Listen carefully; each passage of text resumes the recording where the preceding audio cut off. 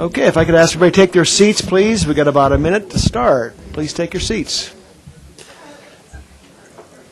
So we just got an update on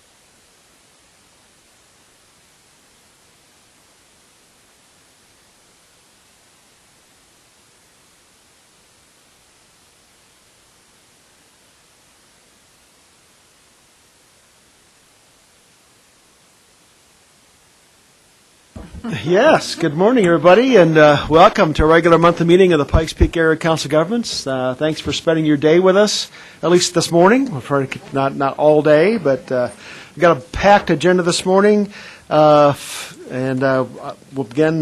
First, we'll establish we do have a quorum this morning. We'll start with the introductions. My name is Norm Steen, Teller County Commissioner, currently serving as your chair. Holly? Holly Williams, Secretary. Andy Gunning, PPACG.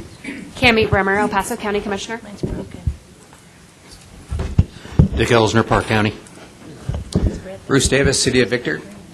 Terry Storm, Chamber of Commerce and EDC Military Affairs Council.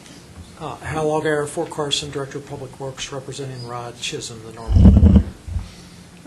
Hi, Dan Rodriguez, Peterson Air Force Base, Deputy Base Civil Engineer, representing outgoing Colonel Todd Moore, Wing Commander, and incoming Colonel Anthony Falzerano. Rocky Scott, Colorado Transportation Commission. Ron Jeffrey, Director of Staff, 50th Space Wing, Shreve Air Force Base. Melissa Porter, Director of Staff, 10th Air Base Wing, United States Air Force Academy. Director of Staff. Karen Rowe, CDOT Region Director. Ken Juray, City of Manitou Springs. Turner Smith, Town of Rima. Don Wilson, Town of Monument. Sharon Thompson, Fountain. Yolanda Avila, City Council, District 4, Colorado Springs. Blant Havener, Trustee, Town of Palmer Lake. Good morning, Jill Gabler, City of Colorado Springs. And probably should begin by saying that congratulate Rocky Scott for his reappointment by Governor Polis yesterday for another term as Transportation Commissioner, Region 9. Rocky, we appreciate your service and continuing to serve the region. Thanks for all you do. Rebecca White is our first speaker. She is on her way down, I think held up in Larkspur, I understand. We'll move on to item. Oh, let's bring it first. Yes, isn't that irony? Take a motion to approve our agenda for this morning, please. Motion and a second from Councilmember Avila. All those in favor say aye. Aye. That passes. Thank you. Item 3B, Peak Military Care Network, Kate Hatton. All the way around the horn. Now I've gotten farther to go. There we go. I need a lot more of those. Good morning, Kate Hatton.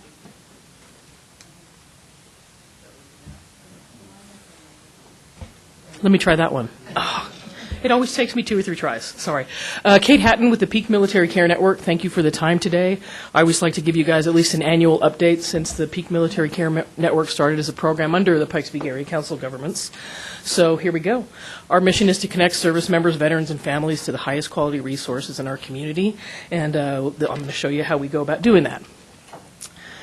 Peak Military Care Network was intentionally very broad-based as an umbrella organization, bringing partners together across the full spectrum of services that could affect a service member, veteran, or family member.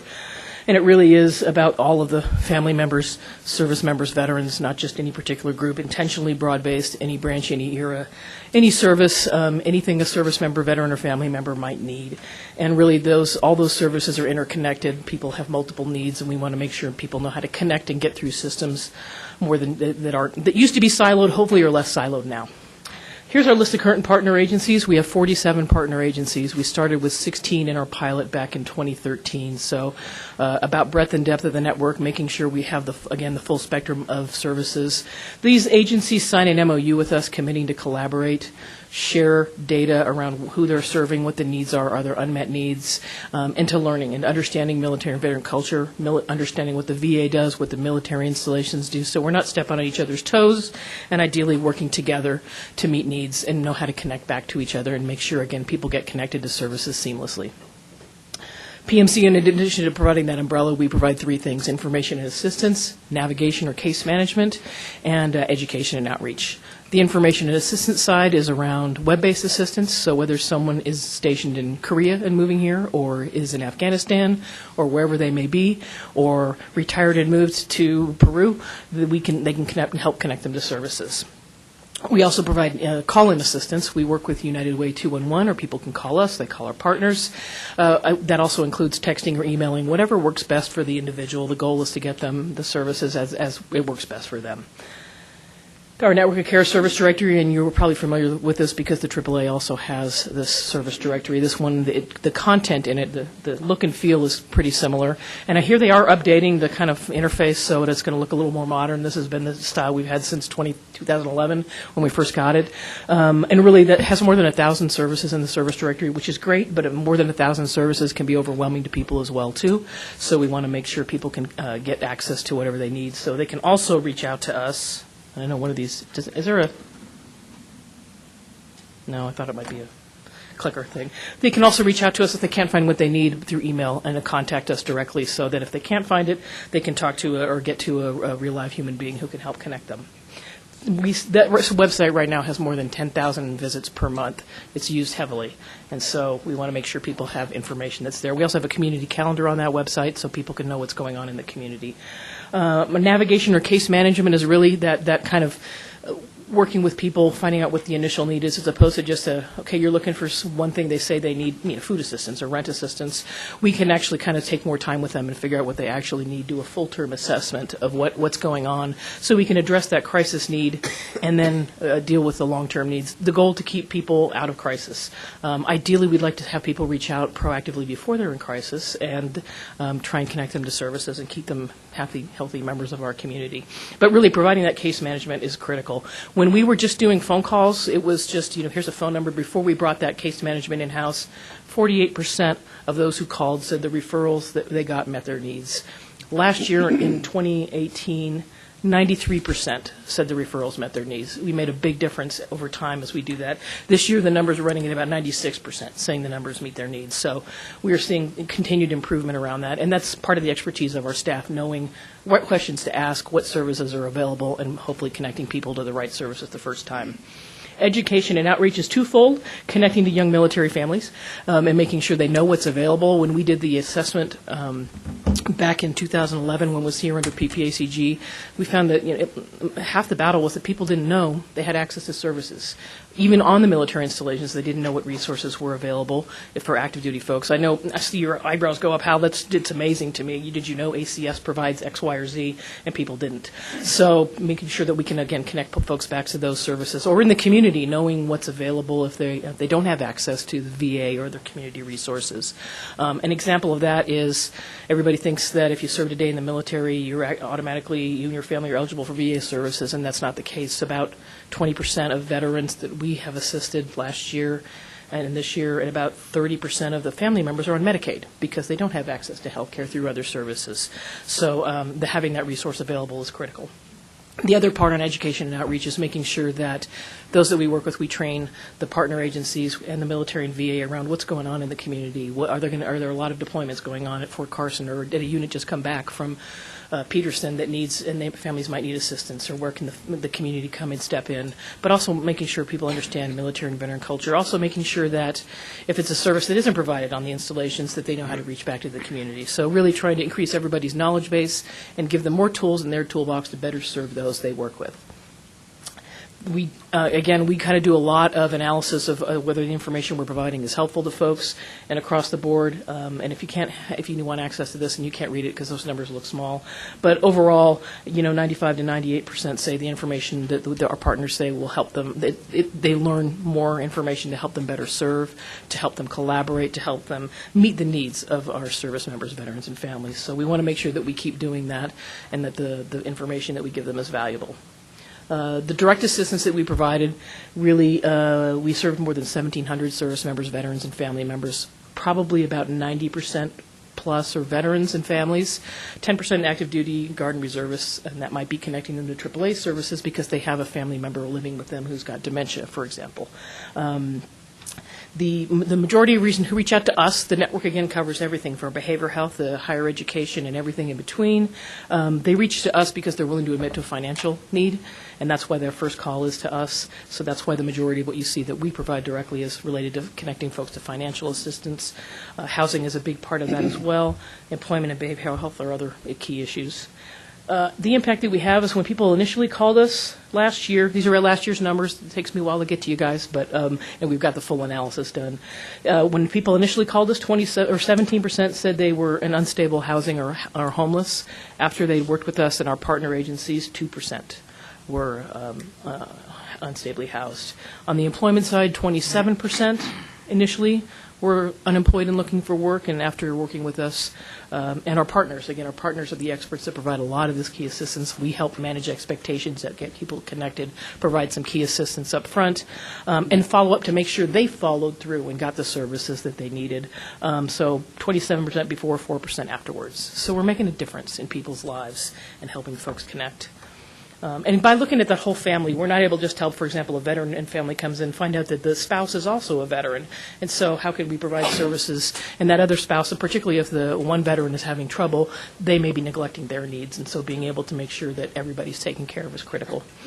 From a collective impact standpoint, in 2016, we were only asking our partner agencies for 6 months worth of data, so that's why that number's smaller. That was about 32,000 assisted. In 2018, for a full year's worth of data, 116,000 services were provided through the network. So again, it's making a big difference. The referrals are going back and forth between the network, so people know how to connect to other services instead of, we don't do that, good luck. We know that the network is working because people are able to connect. A couple of quick testimonials where we think we're helping people save lives and helping people connect. Just giving them a sense of the community is here, and having those community supports is critical in terms of making them feel connected to the community and not isolated. And that's important, particularly when you look at the veteran suicide numbers and things. That's the basic presentation. You can find us on Facebook, Twitter, Instagram, all the usual places, I suppose. You can reach us by phone, email, on the web. Through our network of care. The goal is to find people and access as quickly as possible. I'll stop there. I know I talk fast and you've got a lot of stuff on your calendar, so if you have any questions, I'm happy to answer them. I brought brochures too. Yeah, Stan? Yes, thank you, Mr. Chair. Hi, Kate. How you doing? Stan? Good. I just wanted to express my gratitude for what PMCN is doing. These numbers are just getting better year after year.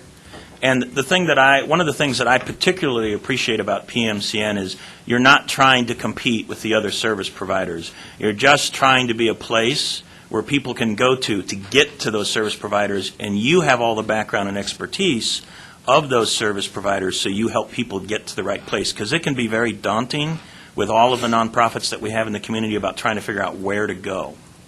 So my comment to that is, if there's one number for anybody to remember, and you're trying to help somebody out, remember that number and remember that website, because if they come to you, they have a high likelihood of getting to the right place and doing it efficiently. So thanks for everything you guys are doing. Thank you. Appreciate that. You're welcome. Yeah, just one other comment. Not only do they connect people, they also vet their partners. When they connect, they're going to connect with a real answer, with real something substantive. People who are doing quality work, and I appreciate that this is not just a connection, but it's a valid, broad organization. Thanks for all you do. I appreciate it. We do want to make sure that people aren't getting taken advantage of, and sadly that happens sometimes. Happens. So. Other questions, comments? I just wanted to echo what the commissioner said. Thank you for all you do. Appreciate it. Thank you. I never served, had a lot of family that served, and everything that can be done is appreciated. Absolutely. I'm glad to help, and we have a great team and great partners. And I brought brochures. I'll leave them over by the yellow books over there if people would like that. So, Yeah. Thank Please you. pass on our thanks to your team. Will do. Thank you. Yeah, thank you. Thanks, Kate. Item 3C, 2020 Census Update. Miss Dustin Singer. Good morning, Dustin. Traffic jam. Come on through. We'll let the speaker get going. So, I'm just messing you up.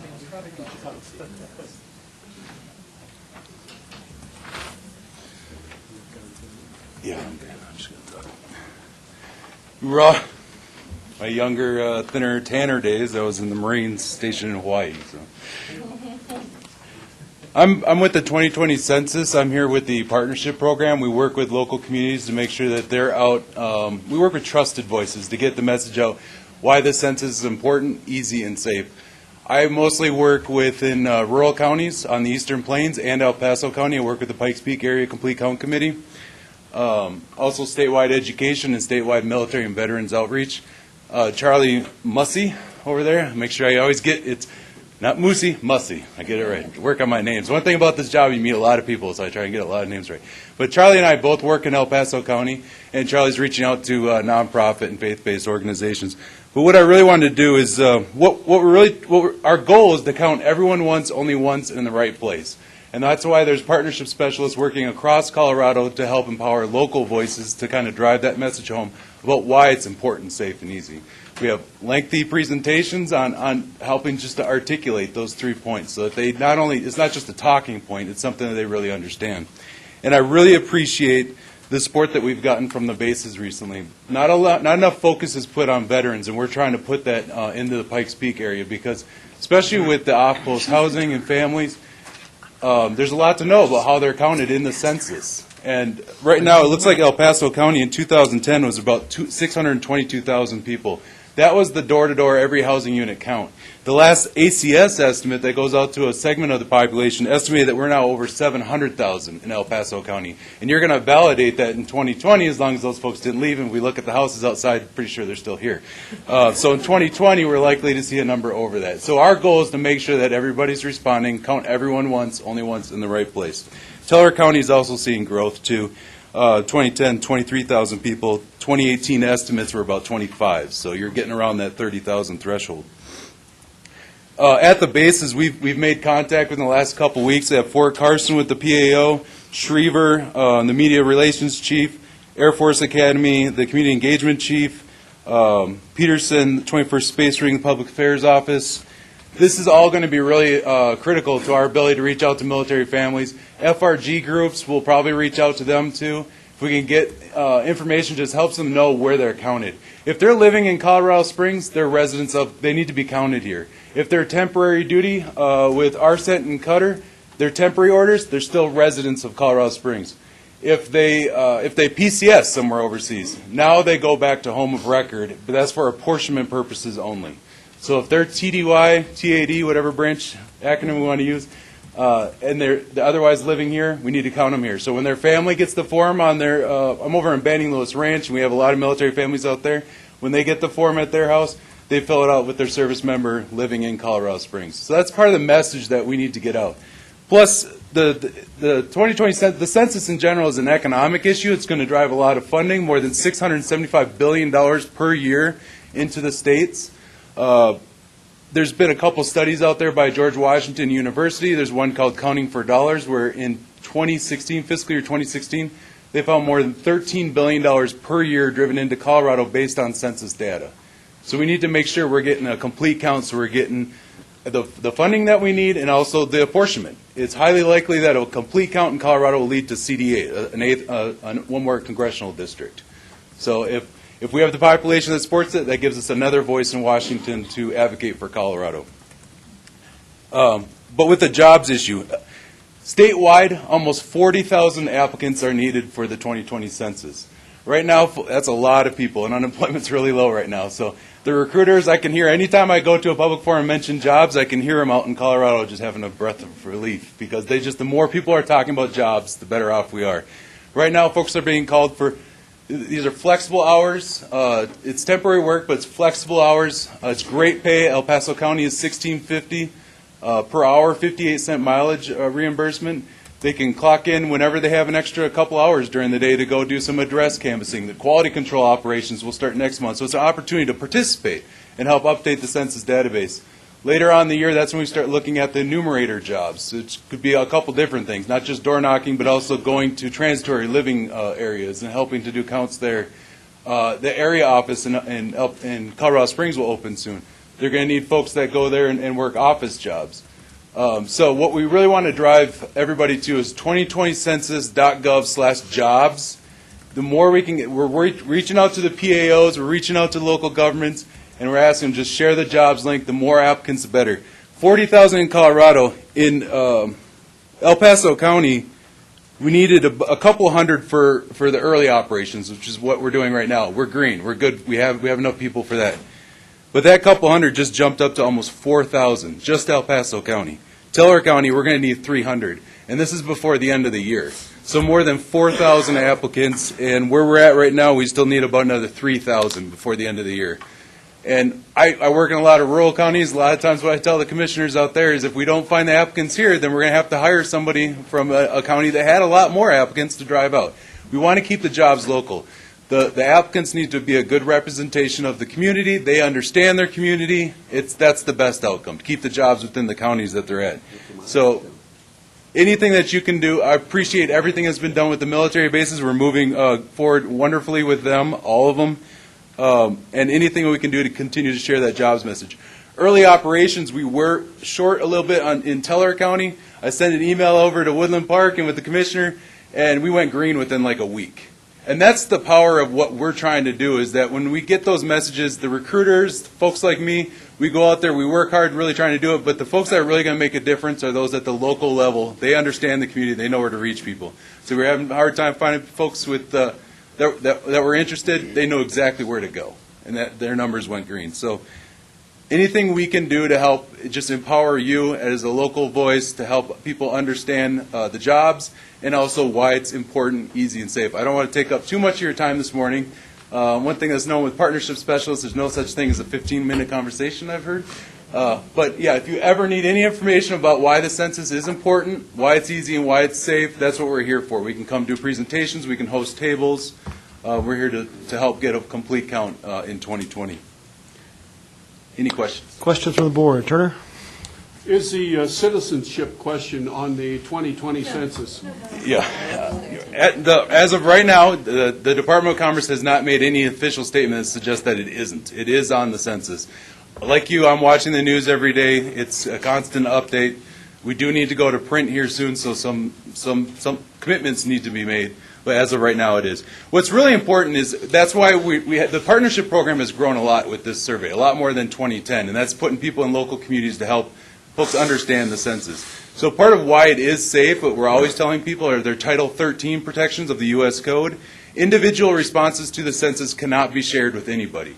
And when Charlie and I took a job working with the census, we went down to Dallas, took a lifetime oath, not just for this period of this census, but for our entire lives to protect individual responses.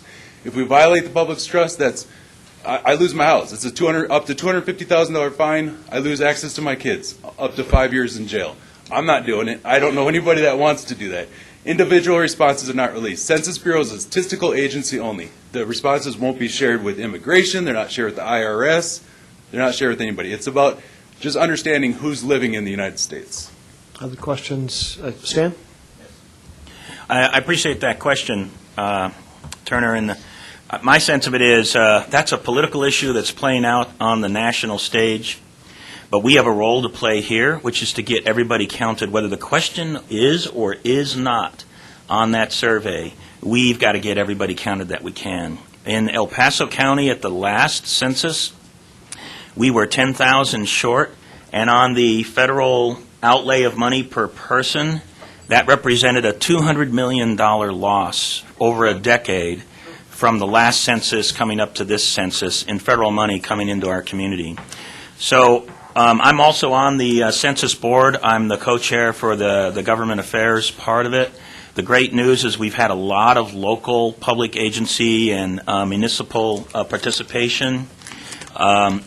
I'm in the process of working with the El Paso County PIO to kind of build up a little bit of a game plan for how El Paso County will participate in that. Once we have that designed, we're going to take that to the other commissioners for approval, and if they approve it, then we're going to do a little bit of marketing to support getting people to be comfortable about responding to the census and that kind of stuff in El Paso County, and I would encourage the other municipalities to do the same. We need everybody to count. That's very, very important. Any other questions? Yep, Holly? Can you just repeat that website for jobs once more? 2020census.gov/jobs. It's a short interest form. They fill it out. They just need to be over 18 years old, pass a background check, including fingerprinting. If language needs aren't being met, then there are some waivers that can be made for non-U.S. citizens, but for the most part, I'll ask if you're a citizen. But we encourage everybody to apply. Well, thanks for keeping us updated. Sure appreciate you coming. Thank you, sir. And we got some work to do. Yes, sir. Move on to item 3D. Andy, would you take us to the next couple items, please? Sure. And actually, I'm going to turn it over to Joe Urban. He has a brief presentation and remarks to make. We're recognizing Pamela Hogard. She's with our AAA, and she is celebrating 25 years of service with us. So, Joe, take it away. Thanks. Joe Urban, Area Agency on Aging. It is truly my pleasure to honor Pamela Hogard for 25 years of service to the Area Agency on Aging specifically, but the Pikes Peak Area Council of Governments more broadly. She is now our longest tenured member of the staff since Ken left a few months ago. And during her time, she's been involved with just a multitude of programs, many of which you're probably familiar with: the Grandparents Raising Grandchildren, the Yellow Book that we produce, our Homemaker Voucher program she was very actively involved with, and then the very popular program we just started recently called Sex, Drugs, and Rock and Roll, which is an education series for seniors.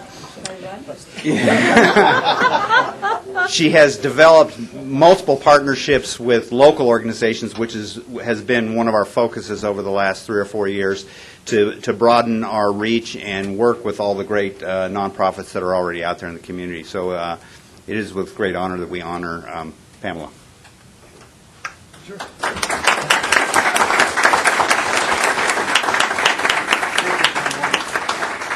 On behalf of the Board of Directors, and you know what, really on behalf of the thousands and thousands of people you have touched over your 25 career, thank you for all that you do. We do have a small plaque in recognition. Pikes Peak Area Council of Governments presented to Pamela Hogard in recognition of 25 years of service and performance to PPACG since July 13th, 1994.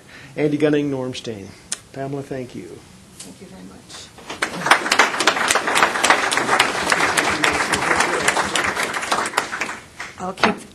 I'll keep this short. Never in my wildest dreams had I thought that I would be here 25 years later.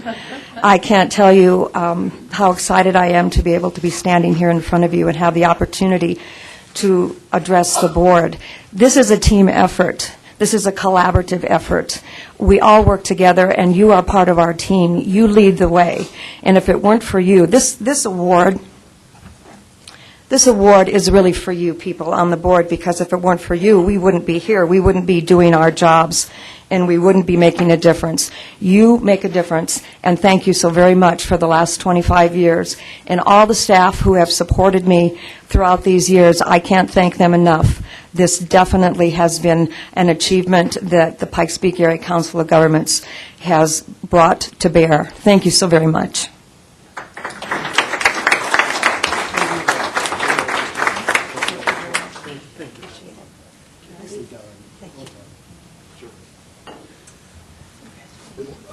We can stay up here for a second. We actually have one item that wasn't on the agenda, and this came up, I think, after your agenda packet went out last week, but we learned of a retirement at the end of July.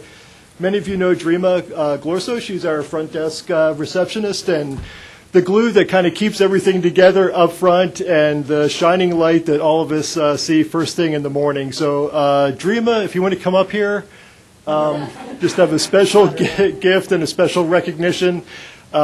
She's really going to be missed, and Yeah, like I said, she's the glue that really holds things together for us upstairs. So I know we've got a card and some flowers. Jess, if you want to bring those up as well. Oh my gosh, how nice.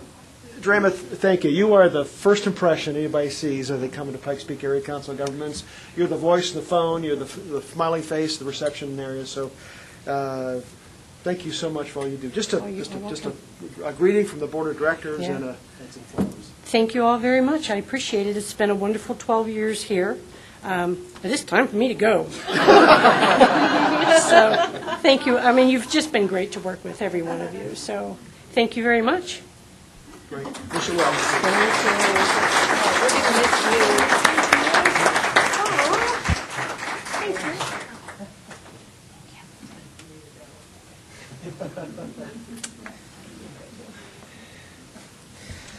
Our last one, you probably noticed as you came in that there's no banner behind me here, and you probably noticed there's something else hanging outside the building, a new logo for Pikes Peak Area Council of Governments, a new era.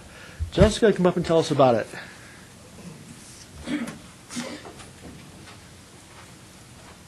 I'm Jessica McMullen, Policy and Communications Manager here with PPACG, and I hope all of you noticed our new signs on the front of the building, the new logo on all of your packets. We have done a lot of work within the last few months, and you've heard a couple of updates about this during the Executive Director reports, as he gave you updates about what was going on. We are very proud that we were able to update our logo. We wanted to maintain the importance of our visual imagery, but also make it easier to see, to read, and to look like it was made this decade.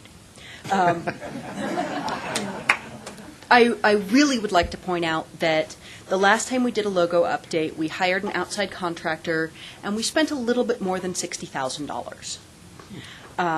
This time, we have two absolutely brilliant and gifted folks on staff, including Jenny Phillips and Melissa Martz, who really took on that work. Melissa did a lot of the plotting and planning, and Jenny is our brilliant graphic designer.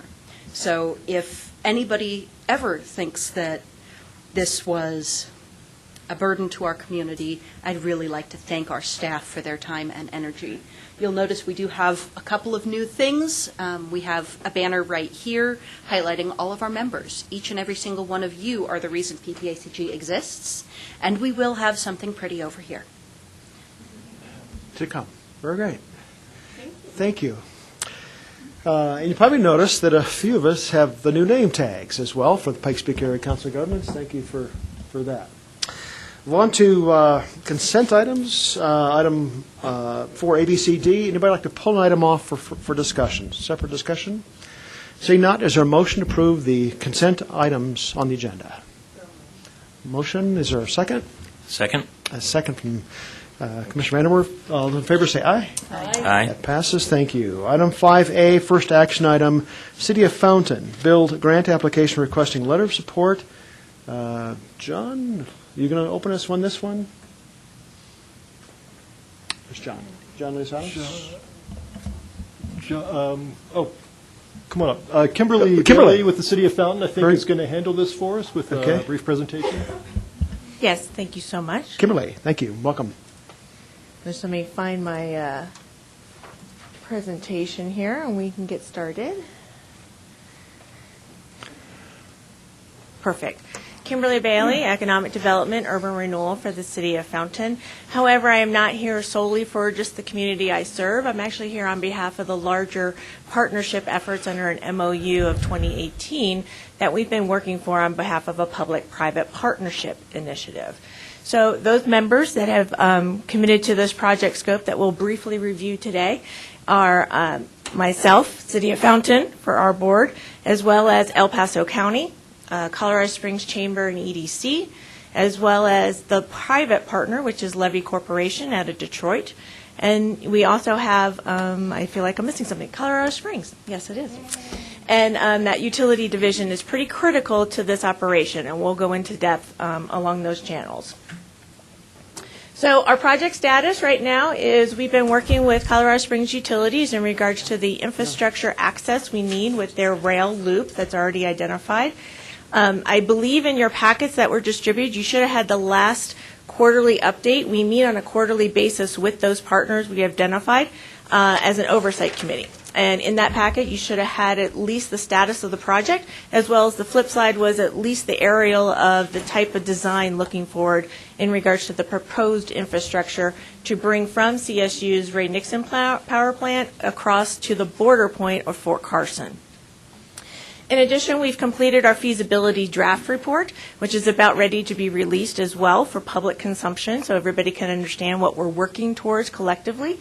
And as well as we are also aligned with PPACG's joint land use study that you've just culminated as your findings, getting subsequent funding, and moving forward with the next steps of implementation of that plan. And through that effort, you've identified Fort Carson's needs for a resiliency secondary rail access point. And this actually public-private initiative aligns with some of those missions at the larger scope level. Today, we're basically in front of you to ask for a letter of support on behalf of the BUILD grant that we are putting forward. The BUILD grant is actually defined as a rural grant and a planning grant. As of last month, you would have been presented by CDOT, and possibly El Paso County was with them as well, regarding their BUILD grant. And that BUILD grant is actually an urban grant and for construction. So we are not competing. We are actually very complementary. So if that CDOT effort goes forward and enhances Charter Oak Branch Road, then that is actually the main access point for the public lands and private lands that we're defining as the larger scope for the industrial rail yard. So I hope that clarifies any ambiguity in that area. Any questions on that before I move forward? Questions for Kimberly? Thank you. Okay. Go ahead. So right now, we'll also go over the project benefits. We've presented to your TAC committee. We've presented to your CAC committee as well. And we just kind of pointed some of the public benefits, and we want to make sure that that's clearly articulated to this larger body, too. So as I mentioned in the opening, we are working under a collective partnership under a Memorandum of Understanding of 2018. That actually put forward dollars and staff resources to prove if the concept was actually feasible, plausible, and could be successfully implemented. Dealing with topography challenges, dealing with any wetland issues, dealing with any rights of restrictions between that rail operation of CSU, as well as working with the two main railway entities in our jurisdiction, which is BNSF and UP. So we went through that due diligence, which has taken us pretty much about the last 14 months, and we continue to get green lights in favor of this project, which is very positive going forward. The feasibility report, at the point when we presented this to your CAC committee, it was still in a draft mode. We have just pretty much buttoned that up in the last 48 hours, as it is a subsequent appendix to the BUILD grant that we're submitting no later than Friday of this week. And so that will be publicly shared, as well as the actual grant application will be publicly available. So here's the CSU and public and private lands, as well as the Fort Carson boundary on the far left side. So as you can see, and I don't have a pointer, I believe, but can I step away from the microphone? I think so. For the recordings. So right now you have a teardrop loop regarding for CSU's infrastructure. And at the time when that was actually devised, train lengths were much shorter. And in today's era, the lengths have gotten significantly longer. So as you're going on I-25, you probably see the overflow effect of trains that are actually blocking some of the rail infrastructure or rail traffic of BNSF and UP. So what we've been working collaboratively with is actually enhancing the efficiencies of CSU's loop operation. And the blue lines are actually the new pieces to allow them full encompassment within their property area. That frees up this access of traffic, as well as frees up the spur, which is the green line that we've identified as the main spine of the rail yard project. We bring it just to the border of Fort Carson, and Fort Carson has been working pretty positioned themselves that they are looking to actually identify where is the most optimal point for connectivity at their endpoint. So basically you have two working to a particular borderline, and then we'll connect at that particular time that feasibility is available. You have the two partners of landowners. You have Levy Corporation out of Detroit, which owns 80% of the land, and you have City of Fountain that actually owns the other 20% of the land. Of course, CSU and Colorado Springs owns its infrastructure, the actual power plant. Any questions we can clarify regarding that design? Yeah, Bruce Davis with City of Victor. With regard to levy company, I guess there's going to be a rather significant benefit to them by having the rail line through there, right? Yes. So right now they're actually mining. So they bought the land. They actually own and operate a subsidiary known as Schmidt Construction, which probably most of us are familiar with road improvements in the area.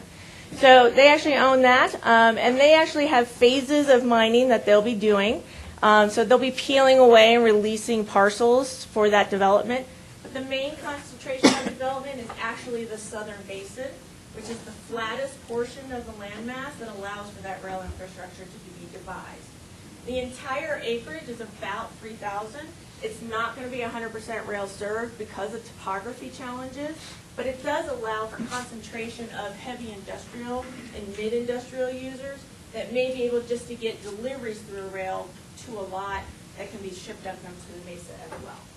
Yeah, I guess my question was with regard to the public benefit of the expenditure here for that going across a privately owned property. So. Right. So right now what we're looking for is going towards that planning grant. So right now to this point in time that we've gotten to the 10% design concept, that's why we're submitting for the build grant, is to kind of get to that 60% design model. And that actually gives us some of those cost factors that we need to better understand as well. Yeah, does Levy, since they own the property, are they going to provide any financing with regard to this, or is it? Yes, actually Levy's put in significant dollars to the project already. Okay. Under the MOU, we each tallied around $96,000 back in 2018 among those 5 entities. In addition, under that MOU, both Levy Corporate and City of Fountain have pretty much put in substantially more dollars to get us to this particular point of time. Okay, all right, thanks. Other question for Kimberly? Kimberly, what's the size of the grant that you're requesting? So it's around $863,000, and that actually deals with the design, engineering, approvals by Class 1 railroads, both BNSF and UP design scope, as well as going through a deeper scope of the market study as to the user base that would actually populate here within this area. And then what's the total amount of the cost of the project, grant plus a match provided locally? So under the rural definition, the match of that $893,000 is 20%, but can actually go as low as 10%. Because of the aches and pains rurals have in regards to being able to muster up those matching dollars. So we actually have $50,000 that is being parlayed between those 5 entities to get us the match needed to complete, hopefully if we're awarded, that grant funding to meet those terms. Okay, I know that in the grant process, commitments by the match is sometimes a major factor in the award of that grant. Any sense of where we are in commitments to make the match to the grant? Okay. So we are actually really good in that position. We are not asking PPACG for any funding through your letter of support. Because this project aligns with improvements and efficiencies to the transit corridor of this region, that is simply why we're in front of you to ask for that, gaining that support, that transportation voice. The dollars that have been put forth, we actually completed our subsequent presentation to El Paso County Board of Commissioners yesterday. They moved forward with their resolution to sign their letter of support with their matching dollars tagged under their budget planning, because the dollars would actually be applied to the 2020 budget, not the current budget that we're all kind of folding up as we come into year end. It would be in regards to the new budget ahead. So Fountain itself has already aligned its dollars. We do have a commitment from Colorado Springs on their minimal proportion, as well as Levy Corporation is 100% in for what he's responsible for, or they are responsible for. Okay. Others? Jill? Kimberly, as you talk about the benefits of this project, I think the most compelling piece for me when you spoke to me was talking about the economic development opportunities we've lost because we don't have a rail park. And can you just speak to that briefly, and then also talk about how this will free up miles and lanes on our freeway? Sure. So, thank you. Gary. Gary Barber actually is our project manager, doing a lot of the legwork on the back end side of the house, and much appreciated. So thank you, Gary. And I do have another slide that kind of speaks to that. So if I can just jump to that in a second. This is simply just quoting the expert out of the joint land use study regarding Fort Carson's need for the secondary rail. And it continually be one of their top 3 needs. So we see a lot of harmony in regards to, A, the type of users that will be in between the 2 heavy industrial users already in that area, as well as it's already been documented as a critical factor for resiliency of our largest employer. Sure. So transportation. Number 3, land on the northern portion of the eastern boundary could be developed and traffic and Gate 19. Additional traffic on Academy Boulevard could also benefit gate traffic. More capacity is needed for rail transportation. And it's at an angle, so I apologize if I stumbled on a word there. Any other questions or comments for Kimberly? Yeah, sorry. Anything else? Yeah, Stan? Thank you, Mr. Chair. So we did see this yesterday, and we did vote unanimously in favor of it. And that's for our contribution of the study to going forward. And that's about, our contribution for that is about $20,000 for El Paso County, so everybody can kind of know what the number is.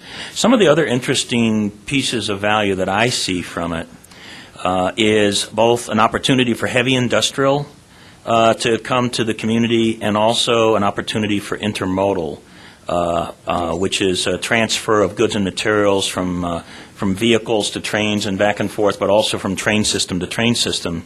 And that is also potentially highly valuable. I think there's another thing that's important to mention, and that is because it offers the opportunity for a second rail spur into Fort Carson, that could be highly valuable to our military partners, particularly Fort Carson, and that could really mean quite a lot for those of us that, look at that from time to time. And I do live in the southern side of Colorado Springs. The current way that the rail goes into Colorado Springs kind of splits a community right now. So having a second rail spur for Fort Carson means they can increase the density of their rail traffic going in and out, but also possibly act as an alternative to the one that we currently have. So I think there's real value for Fort Carson, and then for the economic development opportunities that comes with it. So I just wanted to mention those things. I think my recommendation to this board would be to support this letter of recommendation. It is an opportunity that we have not been able to take advantage of with other companies that have wanted to come here and needed a heavy industrial area to work, and they haven't. We don't really have that. So thanks. Yeah. Go ahead, Hal. Yeah, I feel compelled to say something. I saw you leaning towards the microphone. Yeah, everything that's been said up to this point about Fort Carson and resiliency as it affects our transportation, specifically rail movement of military pieces of equipment when units deploy, is accurate from my perspective as Public Works.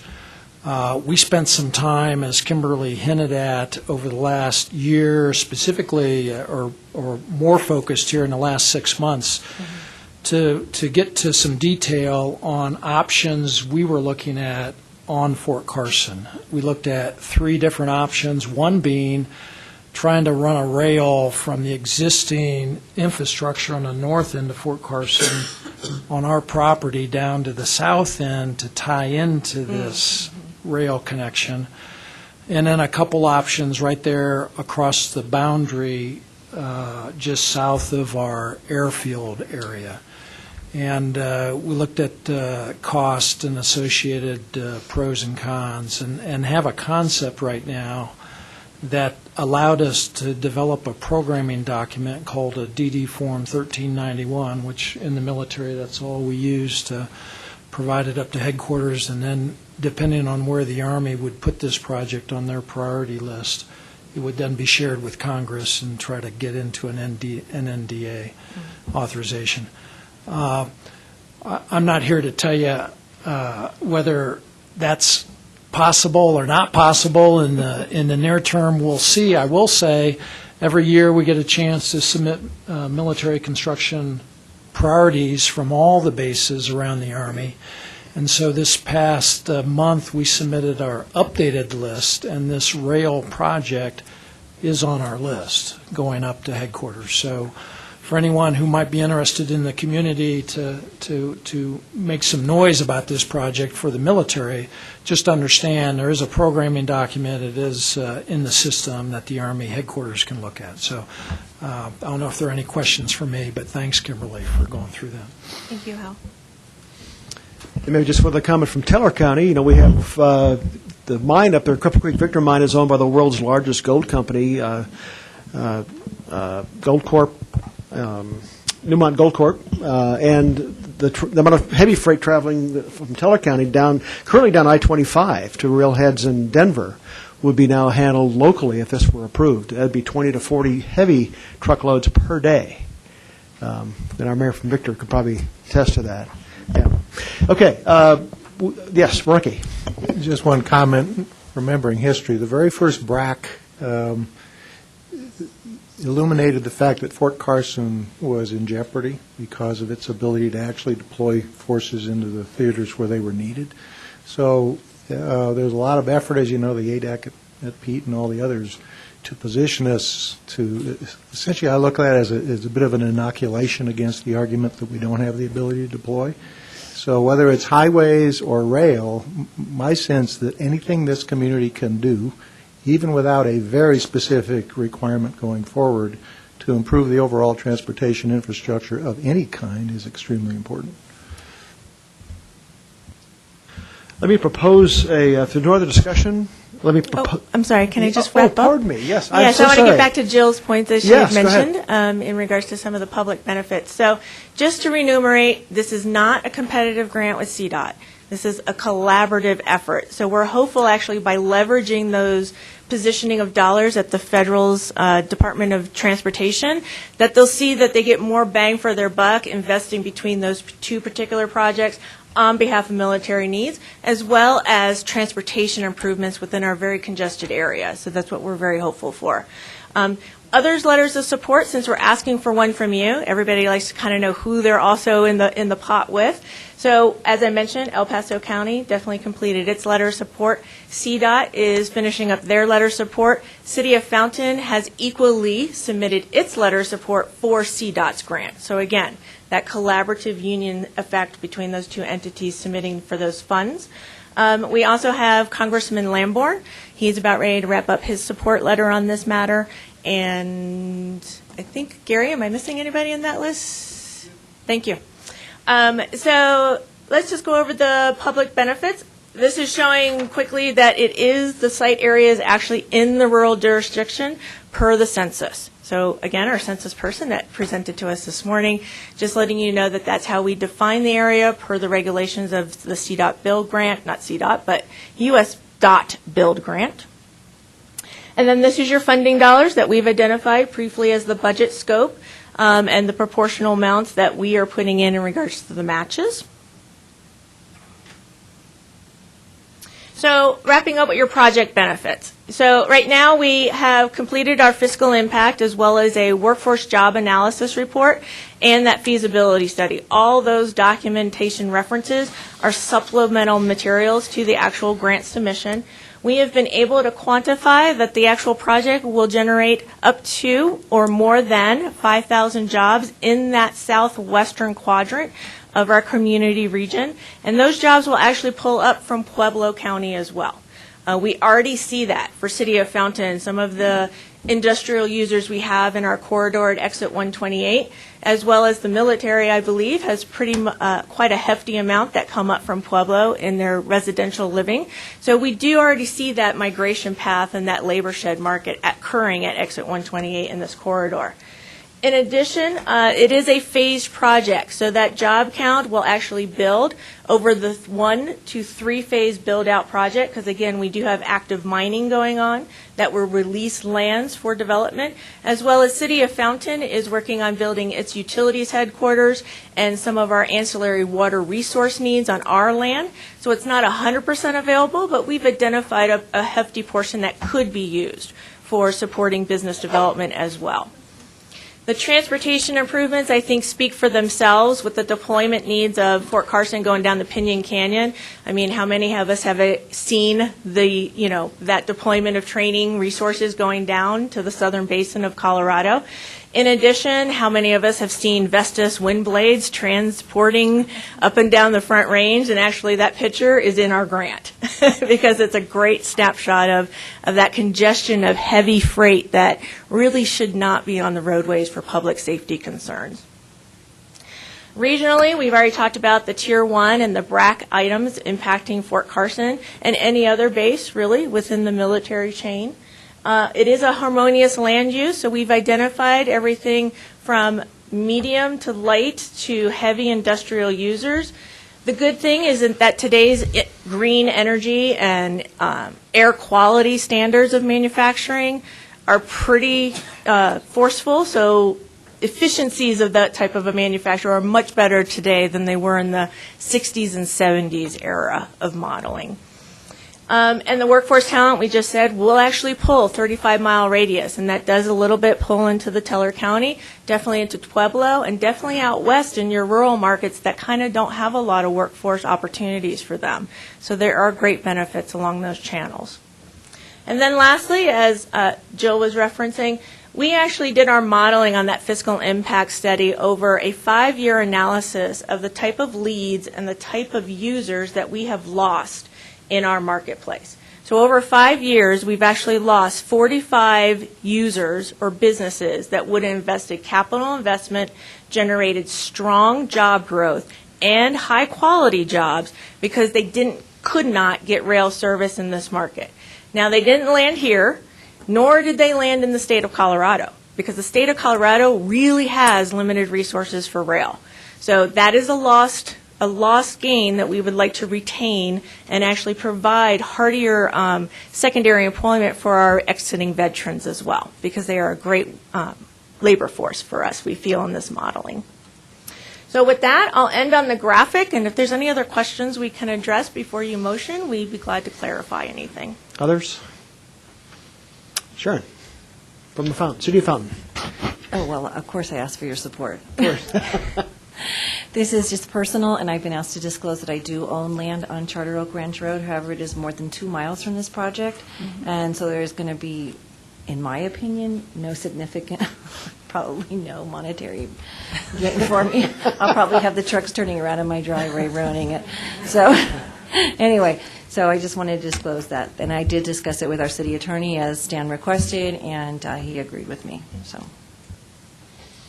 Jill. Then I would like to make a motion to sign the letter of support. Motion and a second. Any discussion? All those in favor? Aye. Aye. Opposed, nay. That passes unanimously. Thank you. We thank you for your time. All right, item, yes. Quick Eddie? interruption, I'm sorry. Despite the I-25 GAPS efforts, Rebecca White Oh. has made it from CDOT, and I'm also told that we kind of skipped through the rest of public comment without taking general public comments from the Okay. audience, and I'm told there may be somebody that wants to speak as We'll well. take another look at that. Rebecca, welcome. Thank you for making it safely down to Pikes Peak Council of Governments on I-25. And C-470. So those who don't know Rebecca is the Director of Transportation Development for CDOT. Within her purview is the supervision of the Statewide Transportation Advisory Committee. So we do a lot of work with Rebecca, and welcome. Yeah, thank you. Good morning, everyone. And thank you so much for giving so much time to CDOT over the last couple of months. Executive Director Liu was here last month, and we just would really appreciate this regular cadence of input, especially on our statewide planning process, which is huge priority for CDOT right now. As you know, we look every 4 years to build a statewide plan, but we have a new executive director now who's really taking us in some interesting and exciting directions to make this plan not something that goes and sits on a shelf that none of us ever read, but a real document that means something to articulate what our priorities are in Colorado for our transportation system, and also to indicate the reach we still have. We all know there's a significant shortfall between what we want to build and what we have the funds for. So this morning I just wanted to give you a quick update on where we are in that process. Also just sort of field any questions from you all. I was not alone probably in seeing the Gazette piece a couple weeks ago, and so wanted to just have kind of an honest discussion if there are questions about where we are in this process. But let me just flip through the basics here, if I could have the next slide. Yep, there you go. Oh, I can. I've been driving all morning, but. And so just to recap what this is all about is we're building pretty much a 10-year pipeline of projects that is really grassroots, stakeholder-based. That's always been the heart of our planning process, is to talk with folks. I would say we've just upped the ante with this. We're doing probably upwards of 150 to 200 meetings across the state. So that's a real emphasis. Another is we're not going to bifurcate planning anymore. Before we'd have a conversation on highways, then we'd go 6 months later and talk about transit, and then 6 months later bike and ped, and then we have a freight plan and a safety plan. We're trying to bring that all together, because when you talk to people about transportation, they don't think of it in all the different modes. They think of how they need to get around. Another big shift, Director Liu has been pushing this a lot, is, we're not only going to talk about the big projects, we're going to put the little ones on the same footing. And that really comes through in how we list projects in the plan, and not just focus on the major improvements we all know we need. But I'll tell you, as I've been out there around the state, shoulders, shoulders, shoulders comes up everywhere. So let's talk about how we need shoulders and list that. And then go up to the next slide. The way we are building this is, I'm driving, sorry, really based on this outreach strategy that has a series of components. So on May 17th, we launched this publicly. We had the Lieutenant Governor come, the Colorado Motor Carriers, members of STAC, and really it was either a slow news day or we tapped something, because we got a tremendous amount of coverage for transportation planning, which usually nobody pays much attention to. So we kicked that off. We have an online survey. It's gotten about 5,000 responses so far, and we're pushing hard with the public outreach component, but at the same time talking with our experts, really, which are you all, the county commissioners, our transportation planning regions, everyone who knows, your system like the back of your hand. And we, when we go to these meetings and show, here's where we're seeing accidents, here's where we're seeing congestion, what are we missing? It's actually been a really great dialogue, because we're also partnering that with, when we look ahead, the senior population in this county is going to double, or we see sort of other dynamics out there. Bikes are showing up everywhere. And then interest groups as well, I'll mention in a minute, but we are having some standalone discussions with some real key constituent groups, including the veterans and active duty, which is a big meeting we're having next week. But we're also looking to connect with healthcare organizations, because I'm hearing that a lot, getting access to healthcare. We'll have a series of these sort of one-off discussions with those constituents as well. And then the public input I mentioned. Telephone town halls are a great way for us to reach a whole lot of people. So we'll be kicking off the first one of those next month. This just sort of runs through the bulk of the partnership and what we're trying to achieve. We do very happy that the Department of Motor Vehicles has put in their sort of slew of slides they show while you're sitting there for hours waiting to get your license, a push to take the survey, which is great. We've never been able to do that before. And here's where we are less than 2 months into the process. We've had about 7 million media impressions. It's a big number, but it's largely based because we got the Post and a bunch of other TV stations to cover it. 5,000 responses to the survey, 47 county meetings as of this afternoon. We've had 6 meetings with the TPRs, and I think we're actually up to closer now 10 festival and community events. We've been to Kremling Days, Alamosa farmers markets. We're hitting almost every county fair in the Eastern Plains. It's been really fun. We're bringing our plows out usually and have kids paint the plows, and then we bore the parents with a survey on transportation.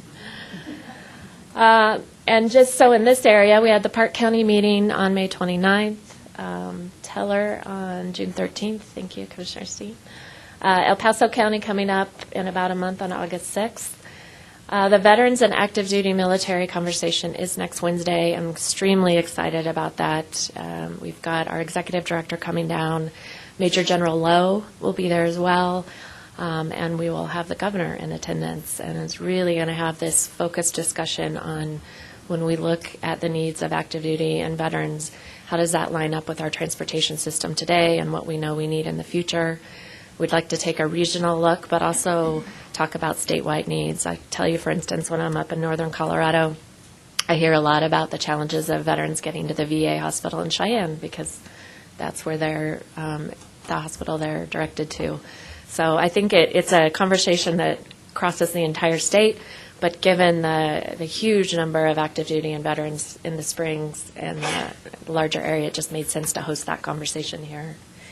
And then we will also have a meeting with the city of Colorado Springs on August 8th, I believe. Jill, I think I got that date right, to have a more focused discussion there as well. So we're only about halfway through, probably less in this process. I hesitate to share too much of what we're hearing because I don't know where we'll be at the end. But some broad themes, no surprise, road condition and safety are coming up a lot. I do hear shoulders in every meeting I'm in. In fact, in the Eastern Plains, they're saying if you can do nothing else, just get us some better shoulders out there. Consistent theme, we spend about $750 million a year at CDOT on maintaining the system we have, and that keeps coming up. Please take care of what we have. And what is starting to come up a bit is this discussion on transit needs, but almost solely focused, at least when we're out beyond the metro area, on getting people to health care and veterans. And, thinking of transit not as a commuter issue as much, especially when you get outside the Front Range, but let's get our seniors and our people who have needs to medical centers. So how can we use bus staying and some other ways to do that? So that's where we are. We've got a good 2-3 more months left in this process. We have a heavy engagement with the transportation planning regions. This conversation is obviously a little bit different with PPACG because you have your own planning effort. And we recognize that and want to honor that. And so the partnership we've had in those county meetings has been so critical. You guys do the hard work already to identify your priorities. Our job at CDOT is to reflect that through our plan. But also in these public outreach and these other discussions we're having, it helps us get that broader statewide look at what the system needs and what our funding gaps are. Okay. What questions? Thank you. Any questions for Rebecca? Big effort, obviously. Important to what we do. Comments, questions, anybody? I think if you've been invited to the meeting next Wednesday, this is our military veterans. How many, just by show of hands, how many plan to make it? All right. Great. It's great. Thank you. Great.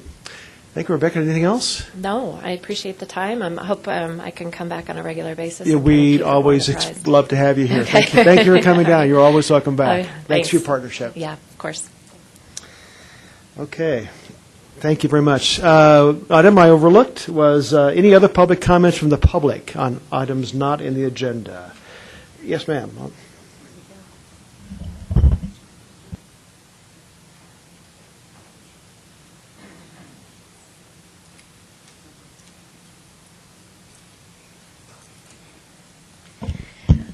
Deborah Stout-Meininger, community advocate, citizen scientist.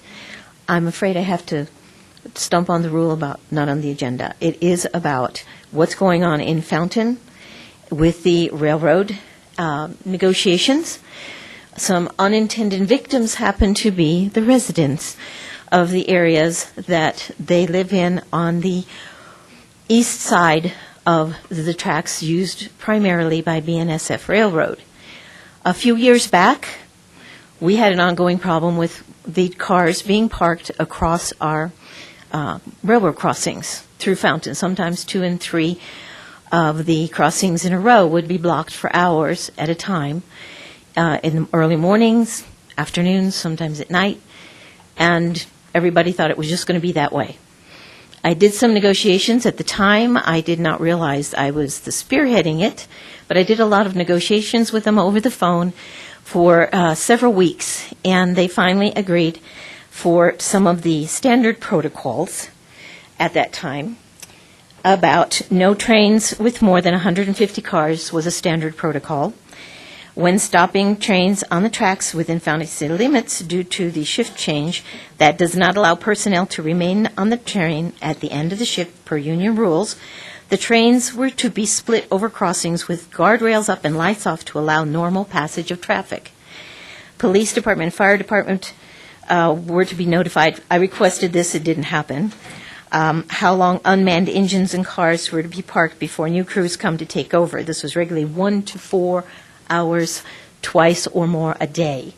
It had been going on for decades, and they finally, the crews were finally cooperating with it after a while, and for, I'd say, probably around 18 months or so that I can track, they were abiding by those rules, those standards of protocol, as far as not blocking those roadways. In somewhere around May of 2018, when this was the project, which is a very ambitious project, was discussed at the Board of County Commissioner meetings, BNF's concerns were cited as they will just have to learn to share the track. Because there was some contention about the use of the parts of the railroad that go over Highway 25, which I assume is not too many of them, but the one that's down south, that is for the Ray Nixon plant. BNSF considered that a proprietary piece of railroad track, and that they did not have to share that. They should be giving priority for it, that other arrangements should be made for that industrial railroad access part. Unfortunately, the ones that are becoming roadkill is the citizens, and that includes military personnel who live on the east side of Fountain, on the east side of those tracks in the residential communities.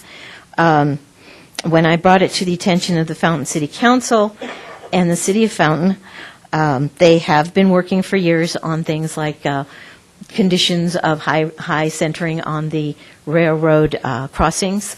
That was addressed, and working on becoming a no noise zone for the trains, like security is.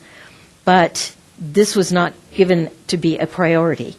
So when I came back, what Fountain decided on was to put up some phone numbers online and let the public try to convince BNSF Railroad, the people on the boots on the ground, to cooperate again, because what I'm seeing, and my grandfather was a yardmaster. I lived with them in high school, so I got a lot of stories and a lot of information from them.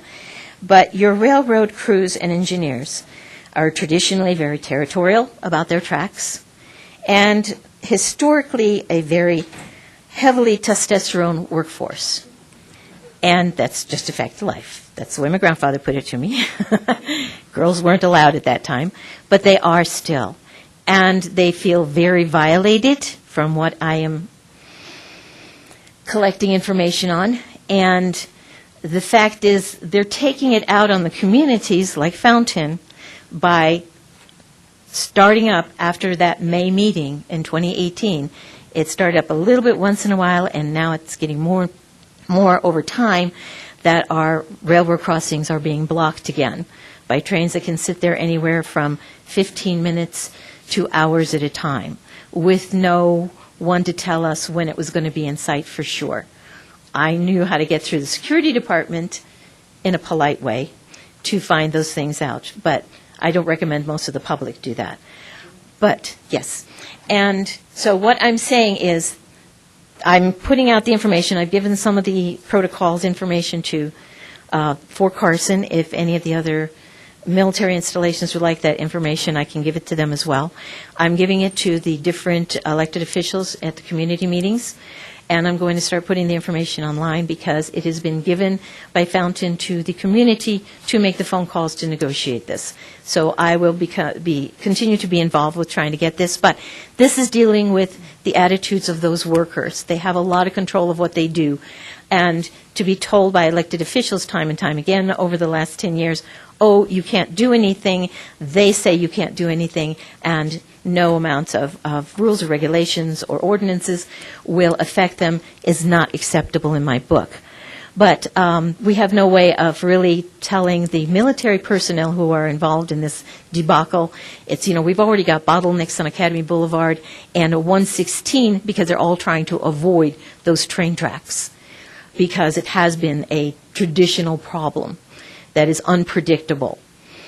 And so I'm just trying to encourage the military community as well and any other community who's having the same problem to call the railroads and the railroad contact numbers. The police chief has said has been put on, Fountain Police Chief said has been put on the Fountain City website for them to call and express their concerns when they are happening in the community that is affecting our readiness of our military as well as transportation of emergency vehicles as well as citizens just trying to get from point A to point B in the mornings and the afternoons. Thank you very much for your time. Thank you. Item 5B, action item, mid-year budget amendment. Casey Partridge.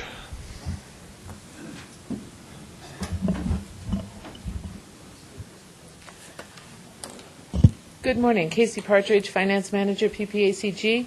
Come before you to ask for a budget amendment for the 2019 budget. The staff has gone through and looked at the future next 6 months and the needs, and based upon needs of different departments, we are asking that we do some budget reclassifications.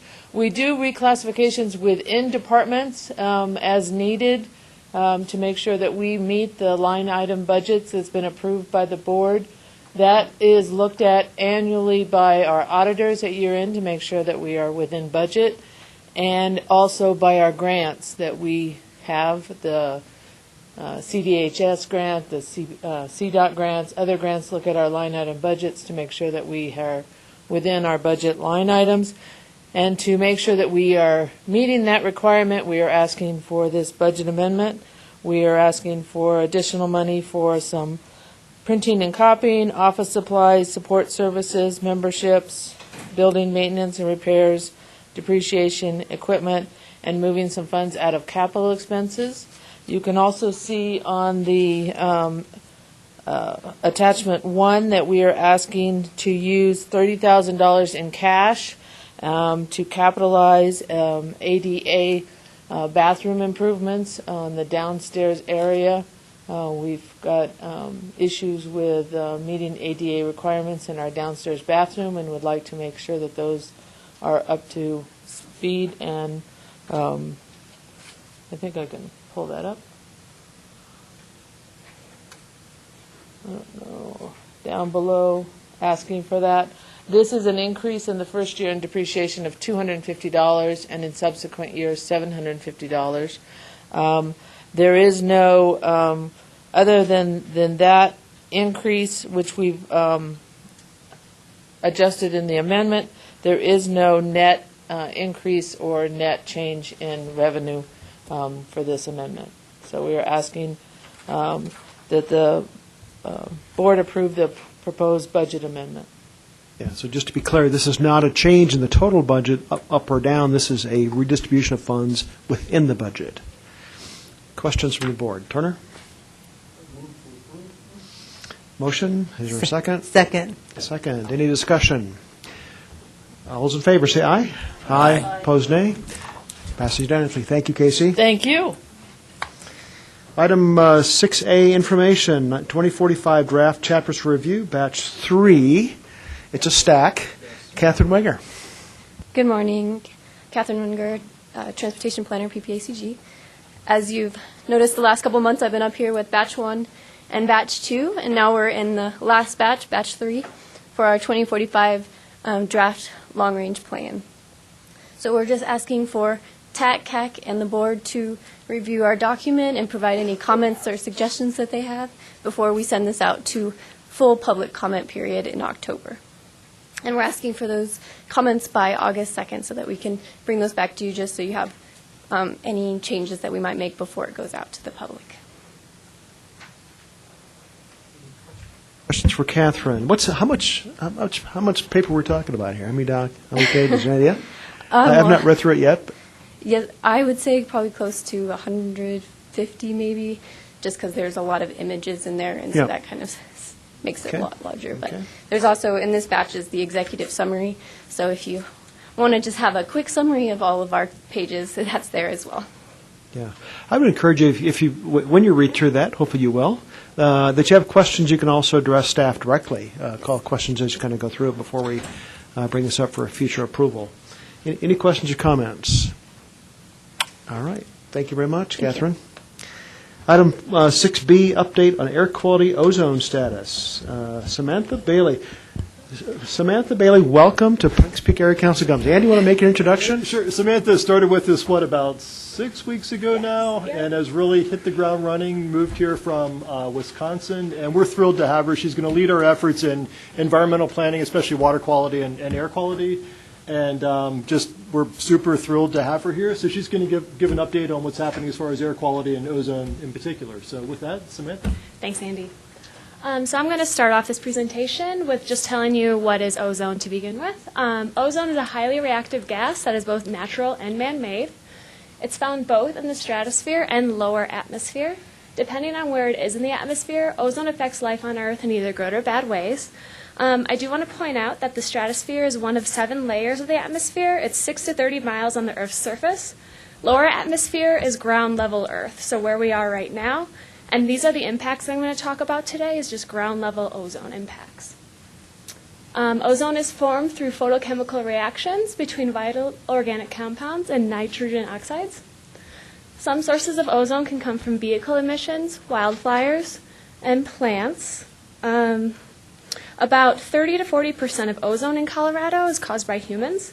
The others from background sources from surrounding areas of Colorado. For example, when a wildfire hits in California, sometimes that smoke can push in and bring in ozone to Colorado.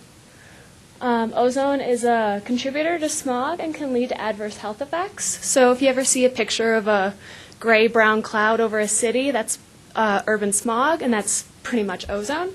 And for adverse health effects, this is really especially true to children, older adults, and those with respiratory conditions.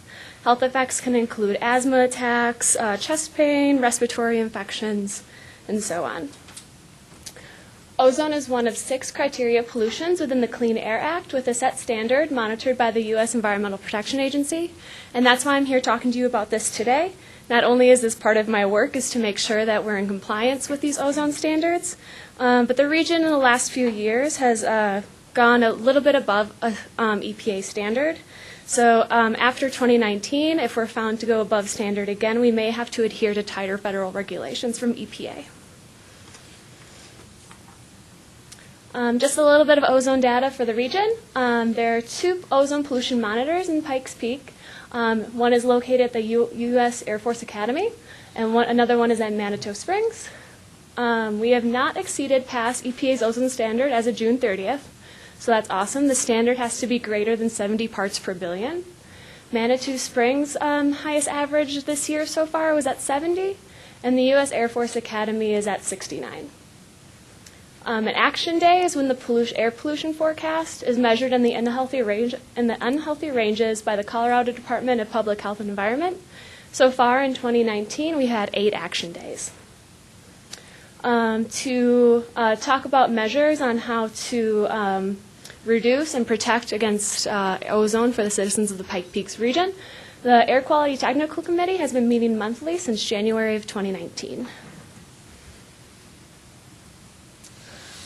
So I did start on May 20th, so I haven't been here for too long, but I've definitely hit the ground running.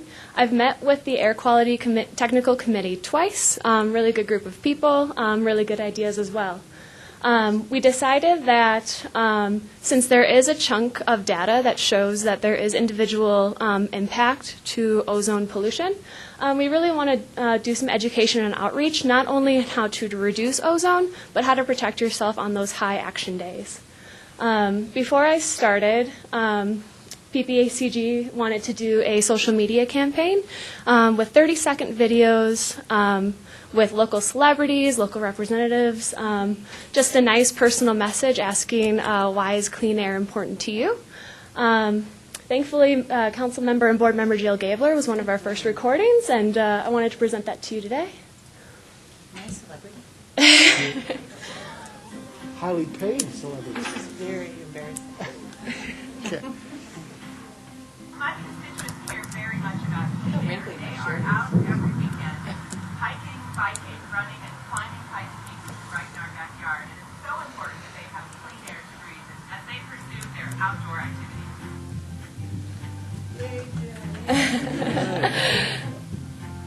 All right. Nice smile.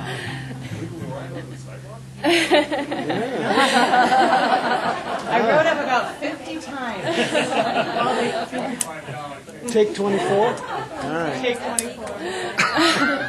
And it wasn't actually legal, no. No. Right in front of City Hall. No, she didn't. Only downtown. So Jill is one of many. They're just, as you saw, quick 30-second videos that we're going to post on our Facebook and Instagram pages. We can definitely always use more, so if you're interested in being a part of this, please just let me know. Like I said, very easy, personal, and casual. We've also developed social media posts on our Facebook page specifically for action days, just because, like I mentioned earlier, those are for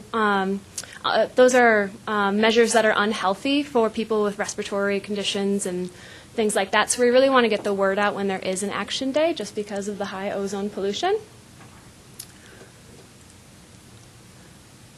Jill's video is posted as well.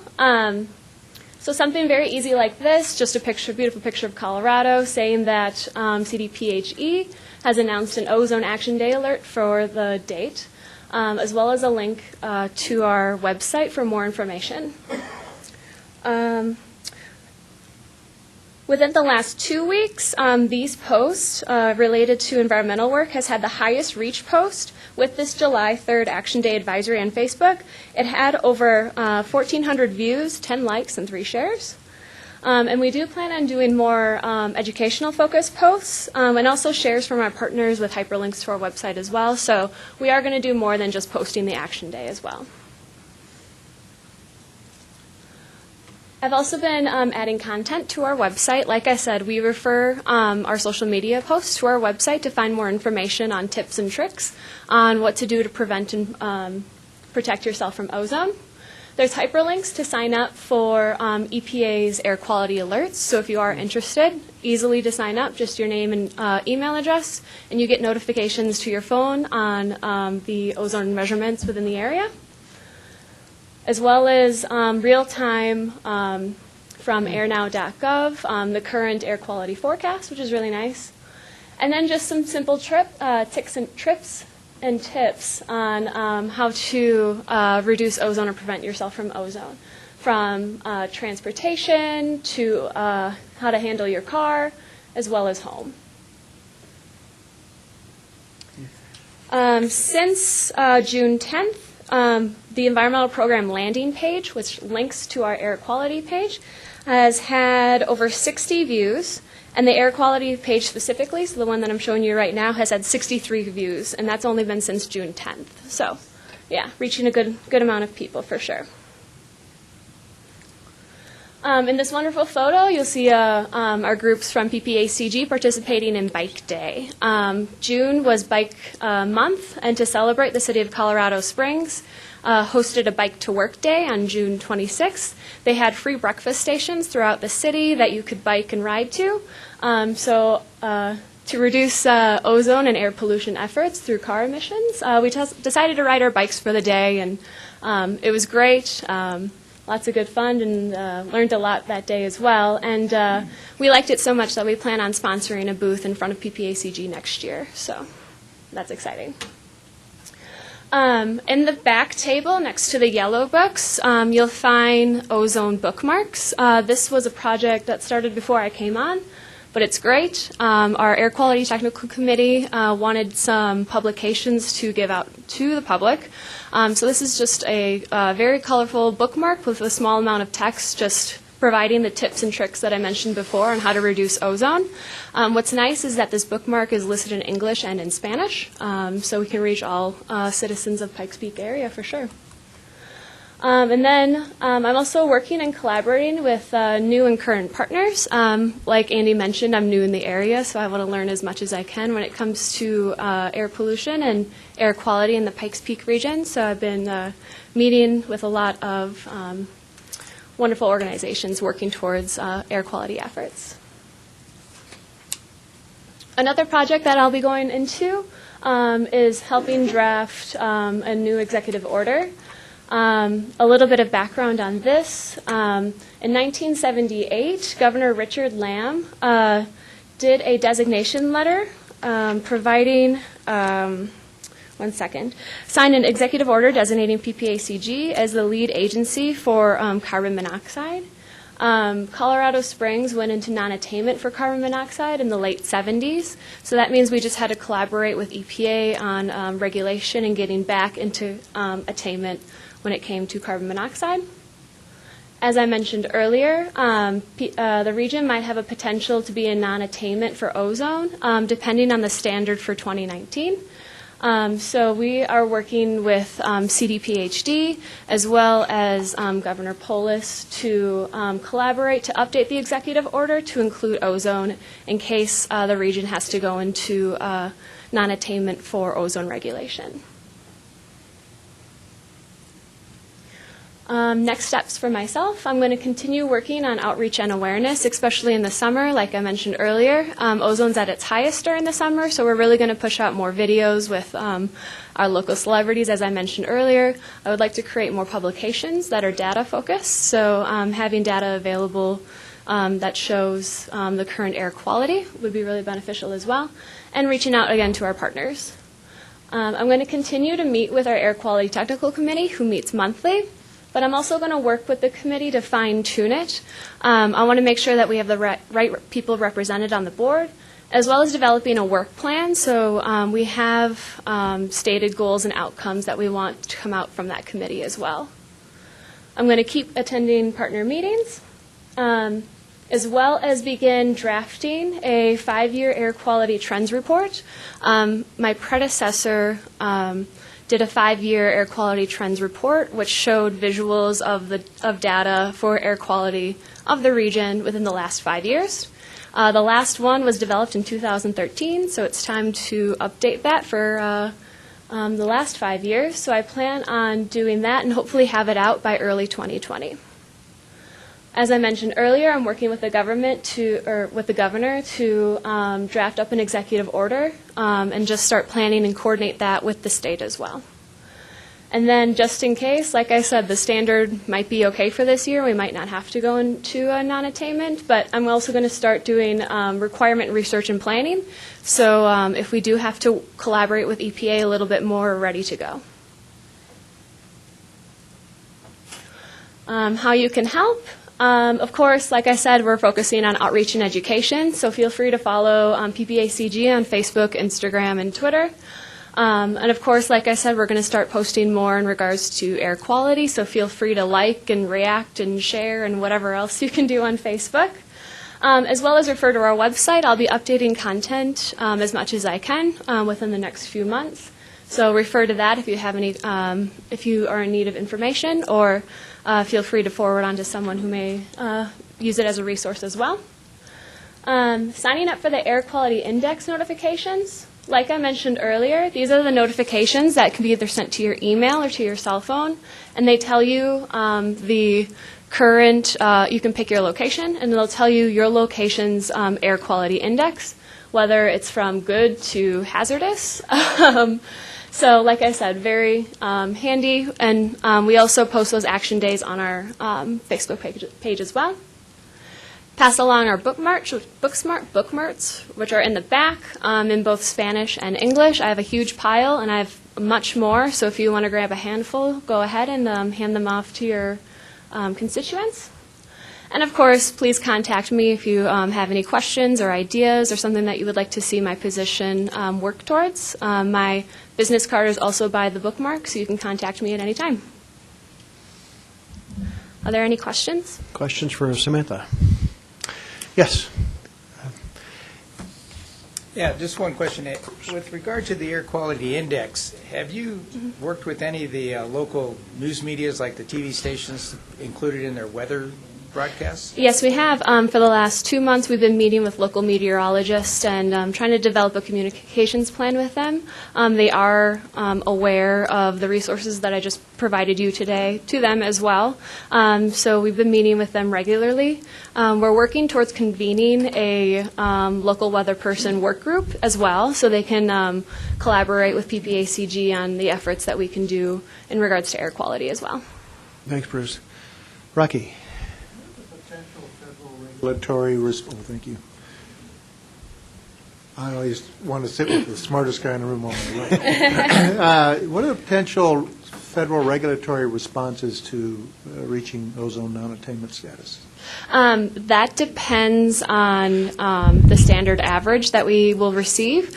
What they do is they take the highest average of ozone for the last 3 years, and then they take the highest from the 4th year and average those out. Depending on that number, that depends on the criteria required from EPA. So a little unknown right now. They do have 5 levels, and if we did end up in non-attainment if we had a bad summer this year, we'd probably be at the lowest level as moderate. Denver, as you know, has been in non-attainment for a while, and the upper Front Range as well. They're about to go from serious to severe, I think, from level 2 to level 3. So it really depends on where you are, and that would also drive the timeline under which we have to put together a plan and show that we could get back into attainment at some point. So this is sort of a big deal. EPA's been lowering the threshold, tightening it up a little bit over the past couple of decades, and we're now bumping up against the 2015 standard, as Samantha mentioned. So we might dodge a bullet this year. The weather's been cooperating so far, but even if we do and we're not in non-attainment after this year, we're going to be back having the same conversation next year and thereafter. So we need to really kind of keep at it. Al? Yeah, I don't want to overstate the impact, and I'm not a subject matter expert, but I do believe, I would add on to that, I do believe there's an impact to our military bases in regards to air permits we have with EPA if we're in a non-attainment area. So not sure specifically what the impacts might be, but our bases will probably have to do a little bit more work too if we become non-attainment. And that's why I mentioned that I'm going to start planning and coordinating, just because, like we said, we have no idea where we'll be at, so I want to be as prepared as possible. Yeah, and I should mention, too, Fort Carson's been at the table with their Air Quality Technical Committee, a great partner, Peterson as well, so really appreciate that. They get it, and they're actively engaged. Rocky, Just and then as Tyler. a follow-up, I'm particularly curious about the impacts on transportation planning in the event that if we find someone who is in severe condition, what sort of regulatory regime is then imposed on them? I guess I want to understand consequences of things not going the right way and what kind of planning steps we should be taking to try to avoid those. Right, and as John makes his way up to the podium, right now we're not under what's called an emissions budget. When we put together our long-range plan or our 4-year TIP, we were in non-attainment for carbon monoxide, but we're now coming out of our maintenance area for that, but that didn't require that we have a budget where we look at our emissions of our overall plan. But if we are in non-attainment, that changes. Mr. Chair, members of the committee, John Leosados, Transportation Director, and I think pretty much Andy hit on most of the things, but if an area goes into non-attainment, then for the transportation planning, we are then required to do some extra steps. The extra steps are, first off, from Samantha's side of the house, is the participation in the State Implementation Plan, or SIP. So within that SIP, they identify what mitigation factors you're going to go through as a community or as a region to address your air quality issues.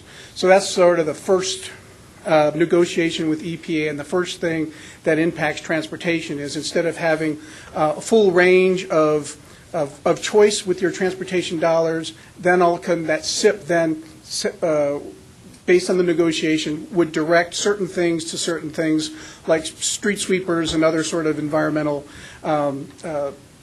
mitigation measures. Additionally, for the transportation planning process, we then now have to go through additional steps. Like Andy said, normally when you're first in non-attainment, and again, it's been a while since I've been in non-attainment, coming from a maintenance area, and again, having a maintenance area here for a while. When you're first in non-attainment, my understanding is that you are required to model to show the impacts. So that, again, limits your transportation options of when you're doing it, plus also lengthens your transportation planning process and adds an expense to your transportation planning process. Additionally, then, after you get out of that, you have to do that modeling. If you do get into that maintenance thing, again, that's what Andy's talking about. You might necessarily not have a budget, but you're still required to do that. So it basically, you get in, there's going to be 20 years worth of extra hoops, some of them flaming hoops, that you have to go through for your transportation process moving forward. So hopefully that answered your question. Just quickly, and I don't want to prolong this, but we keep mentioning potential mitigation steps. What are some examples of the mitigation steps that might be imposed or decided upon? In the past, I think we and other regions have had to do vehicle emissions testing on a regular basis. I mean, that's one that's out there potentially, and again, it depends on the severity of if we end up in non-attainment. Other measures, more stringent permitting requirements for new pollutants that are emitting, whether it's through our region or through CDPHE, there's going to be some additional permitting requirements there. Yeah, if I can tag out. All right. So, Mr. Chair, members of the committee, and again, that's sort of that delicate dance that Sam does with the negotiations with the EPA and the development of the SIP. And it depends on what the pollutant is. So, for example, again, apparently I've been doing this for a while. I got getting some gray hairs. If the pollutant is particulate matter or PM10, the fine particle matters, then some of the requirements then are like dust control and other things. And that can, and again, I know Colorado and Arizona are different, but I had that Arizona background. That did hamper the development of projects within Arizona because you had to have all those dust control measures, and it impacted the development community extensively. Those costs then that the development community had to go through for that particulate matter then was borne back by the property owner. Additionally, so when we go from particulate matter, that example, then I also lived through CO. So we've seen, or carbon monoxide, we've seen that certain industries have to have certain standards met for their permitting process. Again, we've even seen dry cleaning operations having to be very careful or getting certain permits to move forward. So there is a cost that's borne by the process that then gets distributed back down to the public ultimately to make sure that those efforts are paid for. So using CO and PM as sort of targets, ozone rather, little different thing. That has to do with, as Sam mentioned, the mix of the gasoline engine and mixing with the ozone. So there will be definitely some things that could be, I think in Phoenix they had some ozone issues and they had to go to a stage 2 vapor recovery system. So that was a cost again borne by all of the different gas stations to put that little nozzle on their thing to make sure that they would suck back the fumes from the gas before it would go into the atmosphere. So it just depends on what that negotiation that Sam does on our behalf with the EPA as to what those would be. So I've given you some examples, but by no means are those exhaustive or exactly what would be the case here. Is that close? Yes, All that's right. great. Okay. Turner and then Stan. Thank you, Mr. Chairman. It's been a while since I've been involved in one of these discussions, so forgive my question. There you go. Thank you.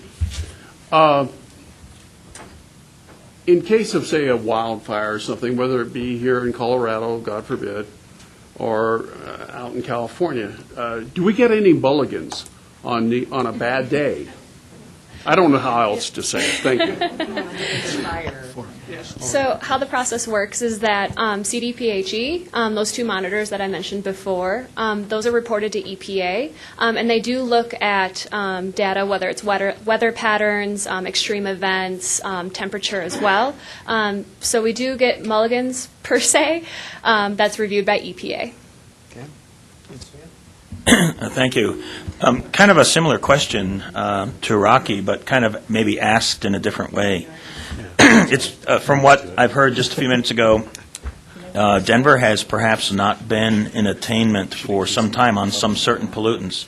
So can we assume that they've been forced into particular sets of actions? But if they've continued to be in non-attainment even after doing those actions, what's the value of the actions? So what's going on there? What have they done to try to get out of their non-attainment status, and is it actually really working? I think a big part that takes in play for Denver is their population growth. As I mentioned before, transportation does play a part in ozone pollution, and because when you have more people coming into Denver, that means more people are driving cars, more people are driving through. So that is, or it could be a factor into why they still remain in non-attainment, because that's something that's out of their control. I can refer to the Regional Air Quality Committee and see if I can get you more information, if that would help. Maybe to speak to Trustee Smith's comment, does Denver get a mulligan because of runaway population growth or something? And that I don't know, and it's based on the specific days and other factors too, like I mentioned. So it depends on if there's extreme events, temperature rise, even the weather patterns playing part to ozone pollution. So looking at the specific day that's in overexceedance and looking at factors that could have caused that, there can be mulligans or passes or however you want, but that's at the discretion of the EPA. I've always been a little concerned about these requirements because the EPA keeps bringing them down, and my understanding is that for some of these pollutants, the EPA requirement is now actually below the naturally occurring pollutant number. I think that's in ozone in certain small areas of the country. And then we have the fires that produce, I think, particulate pollution that's out of our control. And I think we also have pollution coming from China that's out of our control that's contributing to this as well. It seems to me like if we're going to be held accountable for some type of improved pollution abatement process, we shouldn't be held accountable for fires that are outside of our community and pollution from China. But it seems like the requirements include that stuff. And to be fair, I just don't get that. Yes, and I agree. I believe that if we do, like I said, we Sorry might not for even being go. logical, yeah. No, it's okay. And if we do go into non-attainment, I would be sure to work with a data analyst to make sure that the data provided from the two monitors that are here, as well as looking at other factors to make sure that we're I don't know how to put this lightly. Just to make sure that we're going the right path and that EPA is doing double checks on the data that they currently have as well. So I'll be sure to report to the board often on the progress of the potential of going into non-attainment for ozone. Absolutely. Turner? Yeah, Tyler, excuse me, Tyler. I'll turn it this way. Yeah, thank you. The sort of 30,000-foot level, and pardon the air quality pun, but is that non-attainment is much worse than maintaining an attainment status.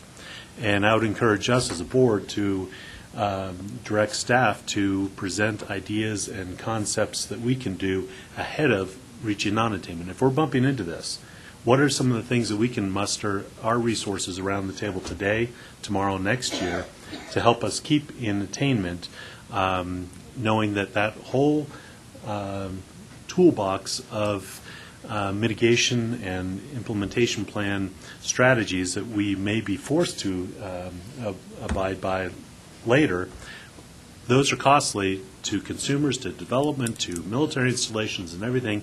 What can we be doing now? Whether that's public outreach programs or whether that's mustering dollars towards some other implementation strategies ahead of non-attainment. And if we can get ahead of this and rather than just waiting until we reach non-attainment, let's see what we can do in our planning process and see what that menu of options are that we would be forced to entertain, and what is some low-hanging fruit that we might be able to pay for now out of our current dollars to try to stay ahead of that and voluntarily try to do those programs that we would be forced to do anyways.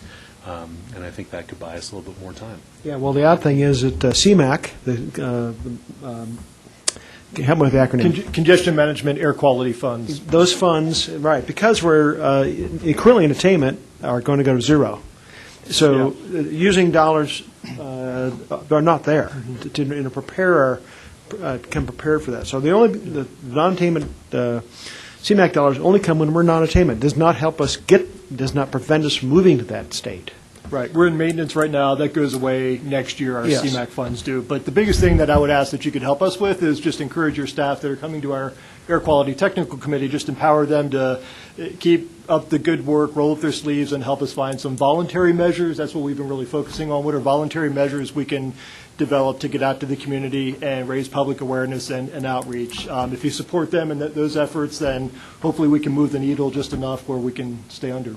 Yeah. And Norm, furthermore, I think don't be afraid of bringing to this board ones that cost money, because it's a matter of reallocating resources. Yes, CMAQ is a clear pot of money, but we also have some flexible federal dollars that we could probably put towards this, and so it's not CMAQ or nothing. Yeah. It's what we allocate our regional dollars towards.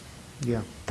Yeah, one data point that I wrote down is that only 30 to 40% of total ozone is affected by humans, 30 to 40%.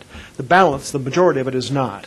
And I'm a little bit concerned about what do we negotiate with? We're talking about negotiating with CDPHE and the EPA for what measures we're going to accept through an executive order signed by the governor. The language was essentially, we have a role in determining what measure imposed upon our region. Is it accurate? Yes. Okay. I'm curious what the negotiating points are. What do we negotiate with? Andy, maybe that's a question for you. Well, and just to clarify, for the executive order that Samantha mentioned, that's just to designate us as the regional planning body around ozone. We have that official designation for carbon monoxide for air quality, but not for ozone. So we need to, that's kind of our first step. But that doesn't come with any strings attached yet. If we end up in non-attainment, that would be the next step where we have to work with CDPHE at the state and EPA to come up with basically a SIP amendment, a control plan to show how we're going to get back into attainment. So we're going to bring back at some point this summer or fall draft language for an executive order that would basically just designate us as the lead planning agency around this issue. We're not sure who else would do that other than us. It might be the state taking that on, but we didn't think that would be an option that you all would want to pursue. So we're happy to take that leading effort. I wonder how the board feels about it, but I would like to see that language before it's final language is proposed that we're going to impose on ourselves. I'd like to see that as a board action, a future board. Other comments around the table? Yes, Mayor, and then Turner. Mayor, okay, Turner. So I was wondering if there might be some coordination with some of our mobility study efforts in Manitou Springs, since we have one of the monitors, and we also have probably a pretty high level of congestion in the summer, given our traffic situation in Manitou and that valley. And I wonder if we might be able to look at that specifically and see what we might be able to do. Is it because traffic is lined up in our community and our monitor is right there, if we might be able to impact that in some way? Move it up to Teller County. There's nothing up there. We'd rather move the cars out of Manitou. And we are doing this study right now, so maybe some coordination might be helpful, because we are looking at some changes to impact that. And if we could impact it with regard to ozone and that monitor, that would be a good thing, I think. Absolutely. I agree. And Thank you. Turner and then Stan, please. I just wanted to weigh in on what Tyler said. I appreciate what you said, Tyler, and if we can go in that direction, I think what you said is very very well said and very intelligent, and I would like to support your position on that. Thank you. Stan? And I think maybe a part of this, and perhaps it's been mentioned or alluded to just briefly, if we're going to end up slowly drifting into non-attainment status, notwithstanding my concerns about the requirement itself, which I'm not sure I think is a perfect indicator, but we probably should at least have some idea of what are the range of actions that we could take, and what do they have as far as cost implications? Because I have absolutely no idea right now. I'll just make the point, we could chase something that could be very expensive, And we might actually find out we have one single factory in the community that's producing 20% of something in our region, and it's really just chasing one individual company as opposed to some really broad, expensive community action. I'll just make that point because I think we need to pay some attention to that and maybe just be ready, when and if we get there. So I think that needs to be part of the planning or the thinking. And maybe you're there already, but if you're not, I'm emphasizing it. Thanks. That's a great question, but just briefly, the first step, if we were designated as non-attainment, would be to prepare an emissions inventory to see specifically where is everything coming from. So then based on that, we'd have to come up with a plan to show how we're going to reduce emissions around those key pollutants. Another really good discussion here. Sharon. Just one last comment, and I understand we have to worry about finances, and I appreciate what you said about keeping in non-attainment, is this can have huge economic impact in your area. I didn't grow up in Colorado, but I grew up in an area in California very similar to this area, and we would go outside, and if you could see the mountains, you went out and had PE, and if you couldn't even see the shape of the mountain, you stayed inside. And you went around with your chest hurting every day after PE all spring and summer long. So it does have huge economic impacts, on whether people want to come here or not. And so to me, it's more than, I understand the dollar and cents issue, but it can have impacts, economically, as far as if people want to come here from tourism, see our mountains that are beautiful right now. Let's keep them that way. And Councilmember Davis. God, I'm going to have to go get my eyes checked. I can't see anything across the room. You can go to weather.com, and you can sign up for their alerts right now, and you do receive the air quality alerts. And I felt really good last week when I sat here and one came through, and I'm like, oh, I'm waiting for my carpool, so we're right with it today. So, those are decisions you can kind of make on the fly, and it'll tell you what it is and that kind of stuff. So, yeah. Yep. And that way, while we're waiting for you guys, then we can go to our local ones. But anyways, I just wanted to bring up the economic impact of what this can do to our area, too. Tyler. Is there, as we revisit the 1978 gubernatorial designation for air quality for particularly CO, is there any reason not to go for all the criteria pollutants? That's a good question, and we'll look into that. Mm-hmm. Yeah. Okay. Anything else? Good topic. Thank you, Samantha, and welcome. Good to have you on staff. Yes, thank you. All right. Move on to reports. We've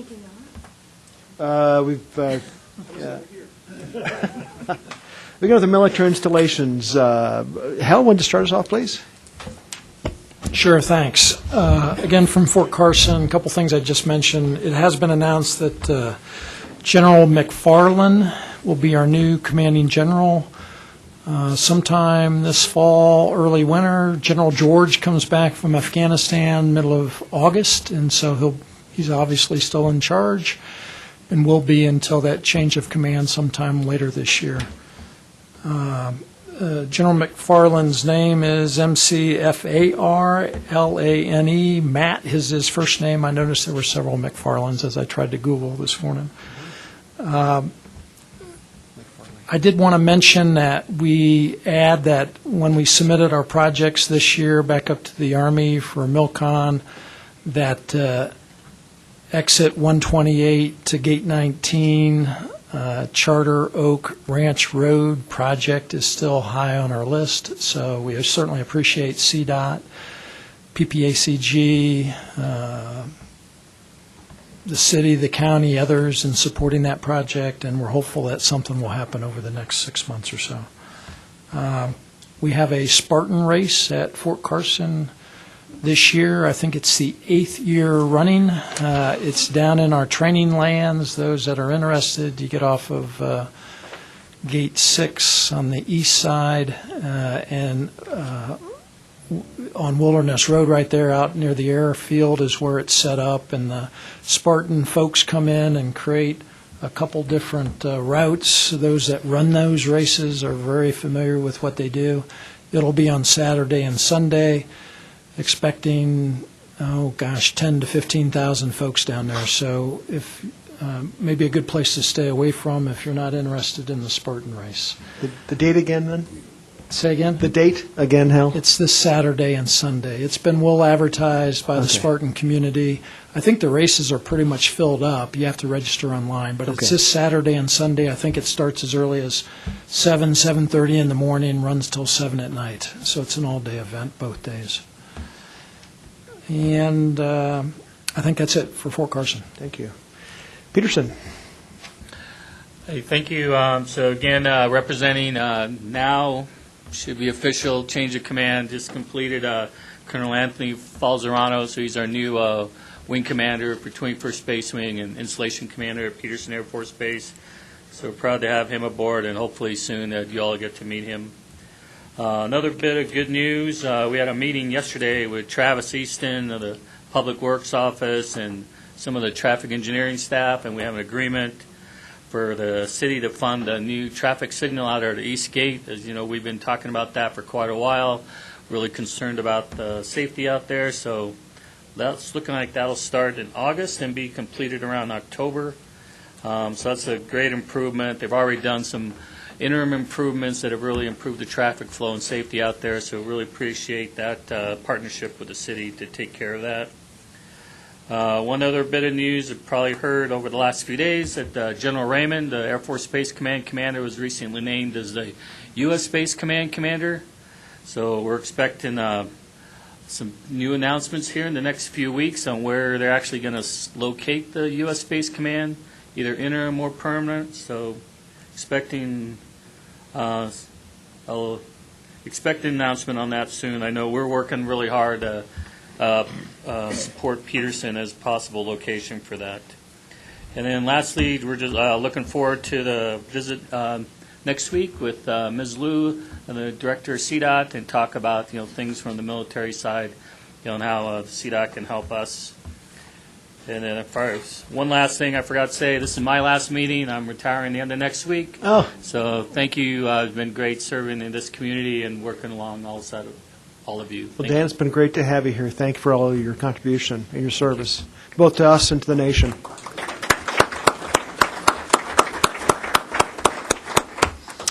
Ron Schreiber. Thank you, Mr. Chairman, board members. Thanks for the opportunity to provide a few comments from Schriever Air Force Base.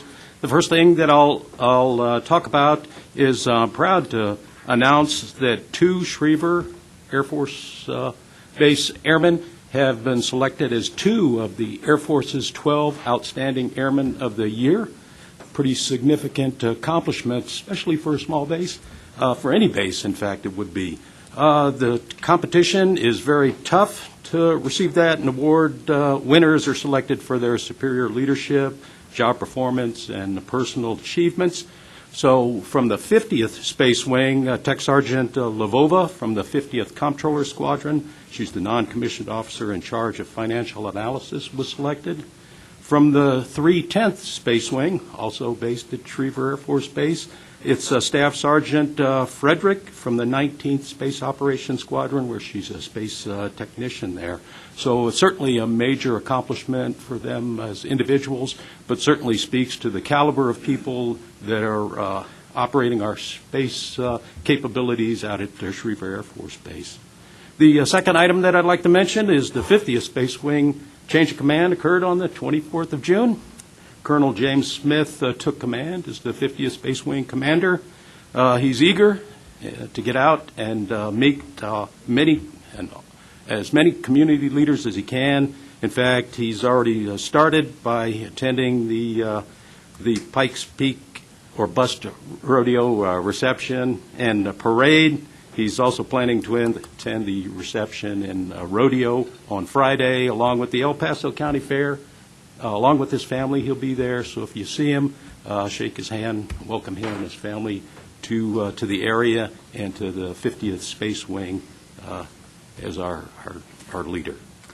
We've got 2 additional changes of command, or 1 change of command that will take place, and 1 assumption of command. So our Space Operations Squadron out at Vandenberg will be changing command tomorrow, and our 50th Operations Support Squadron at Schriever will have an assumption of command on Friday that'll complete our changes in leadership, and we're already pressing ahead with the new leaders on board. The final thing that I'll mention is we're making some security enhancements at each of our gates. The first phase of the project involves our Irwin Gate, which is off of Curtis Road. That phase, we don't anticipate any impacts to inbound or outbound traffic.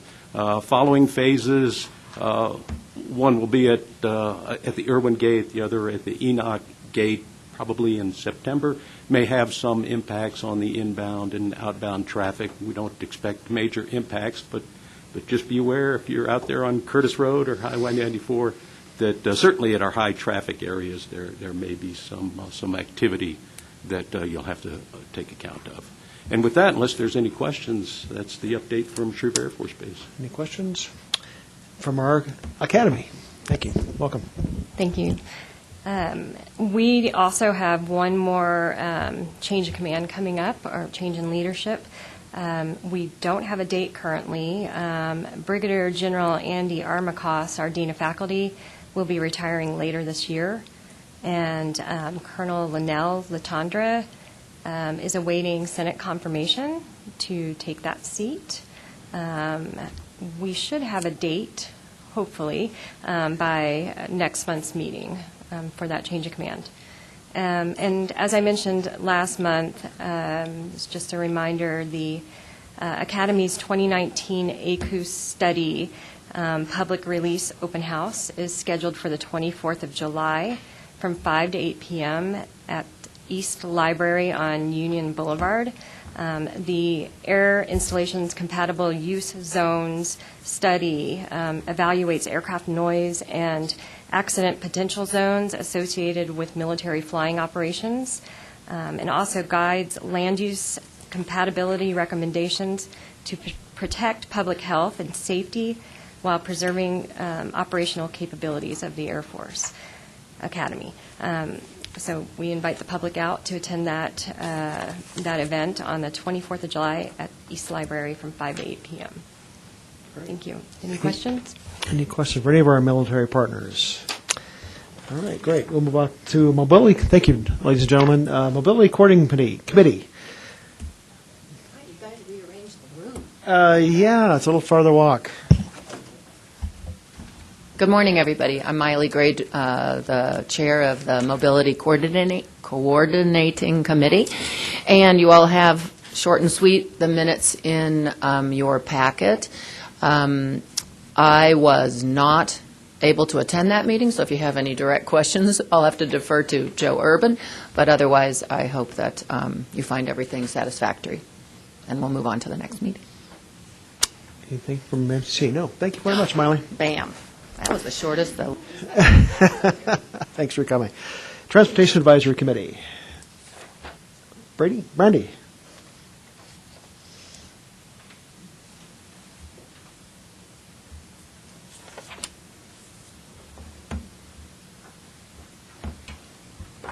Good morning, Brandy Williams, Chair of the Transportation Advisory Committee. Last month, we approved the Long-Range Transportation Plan Maintenance and Operations Assumptions.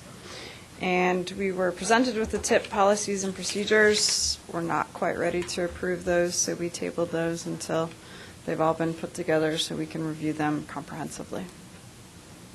Any questions? A lot of work done by the TAC. Thank you. Any questions for Brandy? Thank you. Thank you so much. Community Advisory Committee.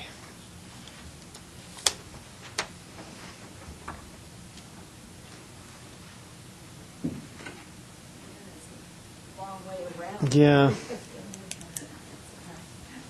Okay, I can pretty much ditto for the Community Advisory Committee what Brandy said. We do have some openings, and I'll just give you a real brief update on that. Well, we actually have several openings, with 3 that have just come available this last month. We have put together a committee to review the ones that are citizen at large, and that consists of Tim O'Donnell. He is the vice chair of our CAC, Jim Moore, longtime member of the CAC, and then Aubrey Day, who's also been a member of the CAC, and I believe a fairly long-time member. It's a very top-notch people. I'm excited to have them, with us.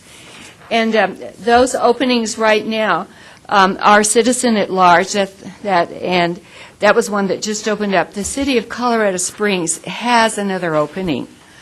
They have a member, but they need to give us another one.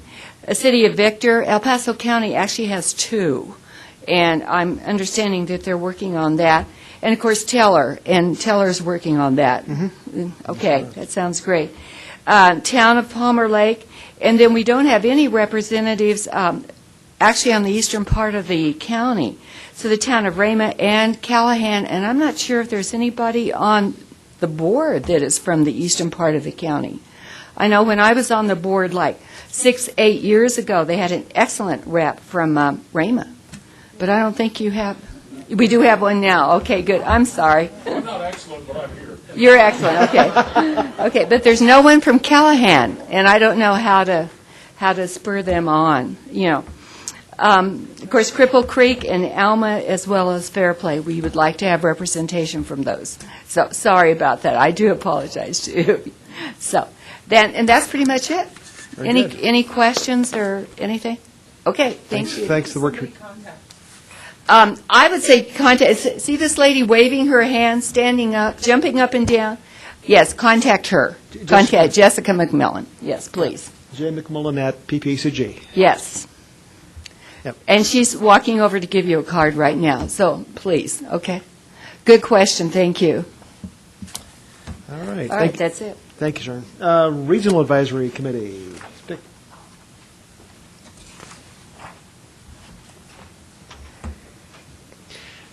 Welcome, Dave.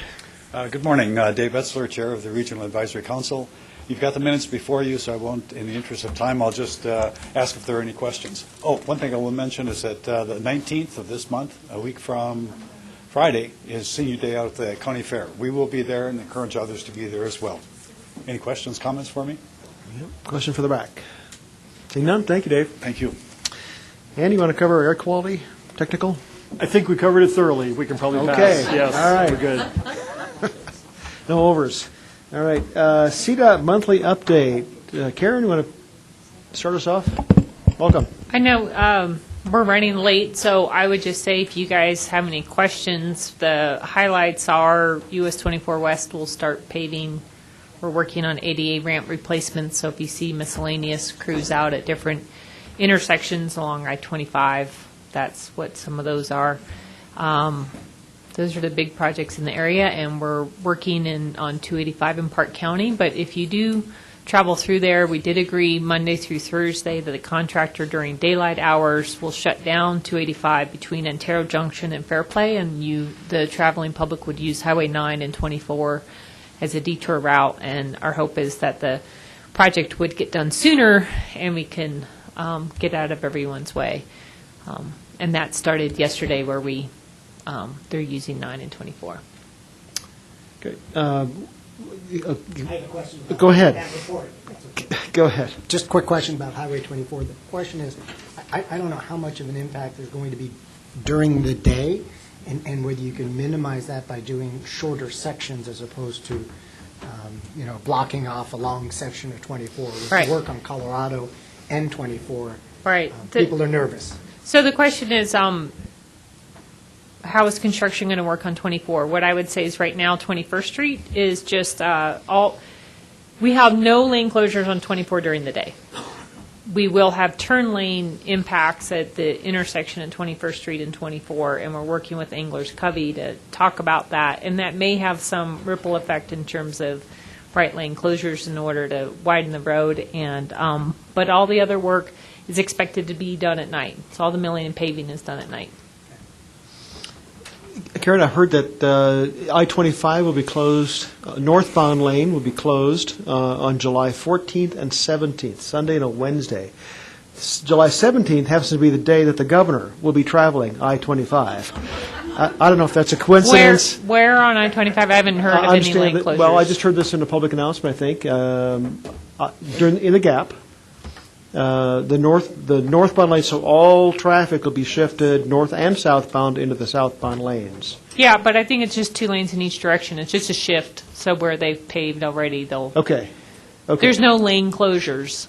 It's just they'll shift the lanes over. Okay, so they're going to be moving all the lanes into the southbound section. Mm-hmm. Okay. So if you drive through there, you can see that they paved the other direction for 2 lanes, and so again the 2 lanes will go through. Would just Yeah. So there's no lane closure during the day. It's, again, not any We're lane just closures shifting at traffic night. into, right, but, okay. So it might just be, No, it's just, again, they paved yeah, enough for 4 lanes in the southbound direction, so they'll shift the northbound lanes over to the 2 lanes in the southbound direction that are separated by a barrier. okay. Turner? Karen, they're putting gas lines in out there on this side of... Do you want to use your microphone? Oh, sorry. They're putting gas lines in west of Peyton on Highway 24. Are they going to have any lane closures out there, do you know? I don't. Where they're going to put that passing lane in? Well, the passing lane won't be constructed till next construction season, 2020. I don't know anything about the gas lines. That's a utility project, so I'm not sure. Okay, thank you. Okay, any other, hear anything else? Lot? Well, just on CDOT project, any other questions Yeah. for Karen? No? Okay, yeah. So I can talk to you offline, but we're not doing that paving project till next year, or that passing lane project till next year. Okay. Any other questions for Karen, or anything else, Karen? Thanks. Not that I can think of, unless you have anything for me. Okay. So, okay. Thanks for the update. STAC, Statewide Transportation Advisory Committee. I did not attend that meeting. I was at a conflict. Andy Pico is not present, but John Leosados. I was just sitting on the on-deck circle, timing the pitches to make sure I... Yes. All right, so the last, Mr. Chair, members of the committee, the last STAC meeting was June 21st at 9 o'clock up at the Denver headquarters, CDOT headquarters in Denver, for the Central Front Range TPR. Commissioner Dick Elsner was there for Park County. Trustee Turner Smith was there for Rama. The Pikes Peak TPR was represented by Andy Pico and myself as your PPACG staff. The items discussed was the new Transportation Commission Chairman Bill Thibault.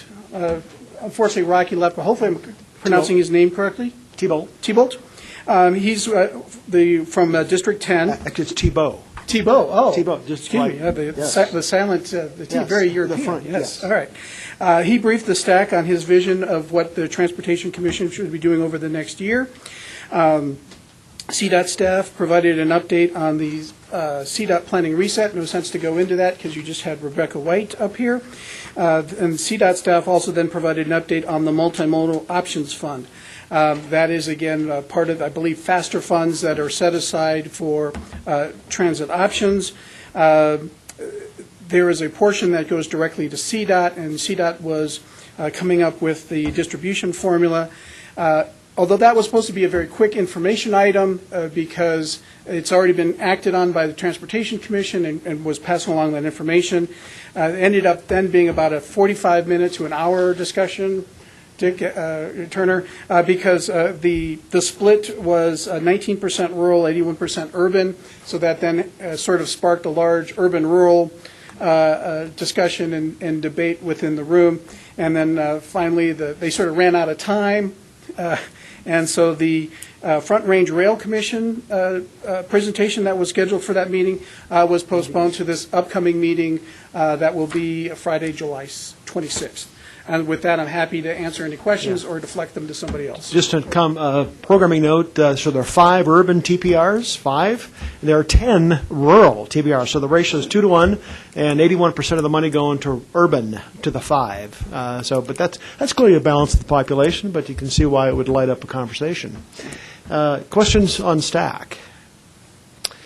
Great, thank you, John. Appreciate it. Andy, Director's Report. Thank you. Just briefly, 2 things. We talked about the event next Wednesday. CDOT's going to be getting feedback from the veterans military community. We're hosting, convening that as well. I'll send out the notice again. So I want to make sure that folks RSVP back to the CDOT contact that's taking those RSVPs. Given the attendance with Shoshana Liu coming down, Major General Lowe, and the governor coming as well, I want to make sure we understand who's coming so we can also make arrangements in this room. And it's also going to be followed up by a media event outside where the governor and Ms. Liu will announce the build grant application that's being submitted fairly soon now. So I'll follow up with the contact info as far as where to RSVP after this meeting. Second thing, PPACG is also going to have a change in command. Joe Urban announced that he's going to be retiring the end of September. So we're in the process right now of recruiting for a new AAA director. Big shoes to fill. It's a steep learning curve. I think the application period is open for about another week or so. So if you know folks that are interested, you can certainly send them our way. But we'll certainly see Joe off before he's out of here at a future board meeting. But just wanted to make sure everybody was aware of that. Okay, that's all I've got. Thank you. Good. Thank you very much. All right, running a little bit over, but member entity announcements, kind of around the table. Anything, Stan?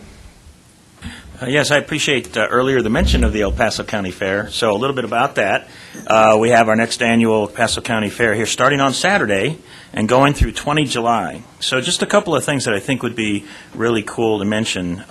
13 July, 6 p.m. auto racing, and 15 July, Texas Hold'em. 17 July, team roping. These are all at 6 p.m. 18 July, truck pull, 19 July, bull riding, and 20 July, the ever-famous Demo Derby, which fills the stadium out there. And for those of you that don't know, the El Paso County Fair was started in 1905. In 1905, the way people got to the El Paso County Fair was covered wagons, Conestoga wagons, and surreys. So that's how the El Paso County Fair started as far as participation goes.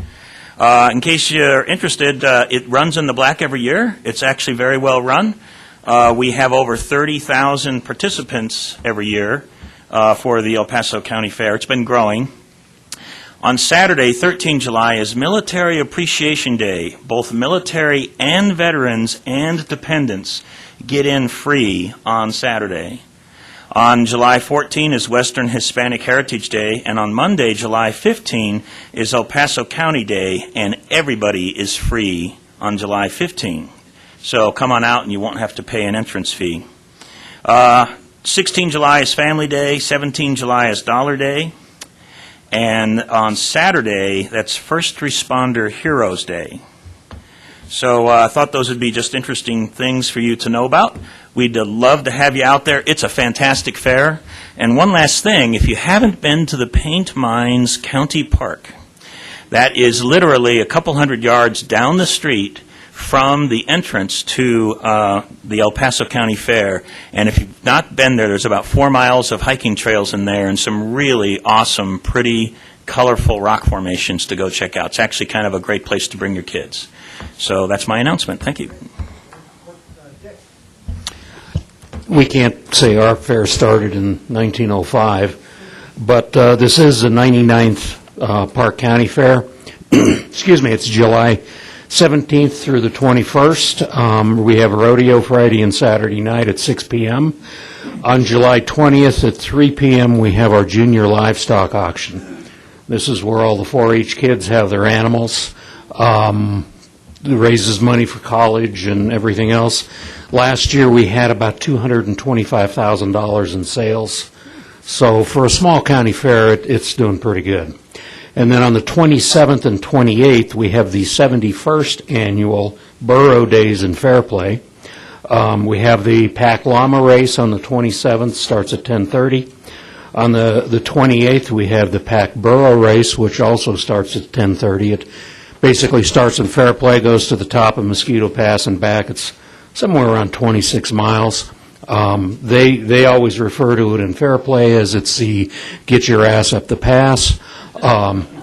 It's interesting to watch, and the speed with which guys can get burros to move is absolutely amazing. They both have to run, they can't ride. And then one of the bigger events I think we have is at 1 o'clock on Sunday, we have our outhouse race. And if you've ever seen an outhouse race, or if you've never seen it, you've got to go watch an outhouse race. We have, several things happen. We had one year where the outhouse stopped, but the wheels kept going. So anyway, we hope to see you in Park County. Go ahead. Yeah, Bruce. All right. In Victor, we have our Gold Rush Days celebration coming up on, it's always the third weekend in July, so this year it's July 20th and 21st, where Victor celebrates its founding and its heritage and everything, and this year it's going to be the 125th anniversary of the founding of the city. Also on Friday, July 19th, we're going to have at 4 o'clock in the Pikes in the Pinnacle Peak Plaza, we're going to have a Bury the Hatchet ceremony, where over the years, Cripple Creek and Victor have always had this kind of a competition or competitive spirit between themselves, and most of the time it's been pretty friendly. So this year we're going to finally, we've talked about it for about 3 or 4 years now, but now we're going to have an actual ceremony. A ceremony to bury the hatchet, to end all the competition and if there is any animosity between the cities. You're going to tear up the plaza to do that? To bury it? No. Well, I don't know where they're going to bury it. Oh. But Bruce Brown from Cripple Creek, the mayor, is going to come over, and we're going to go through that just for some fun. Okay.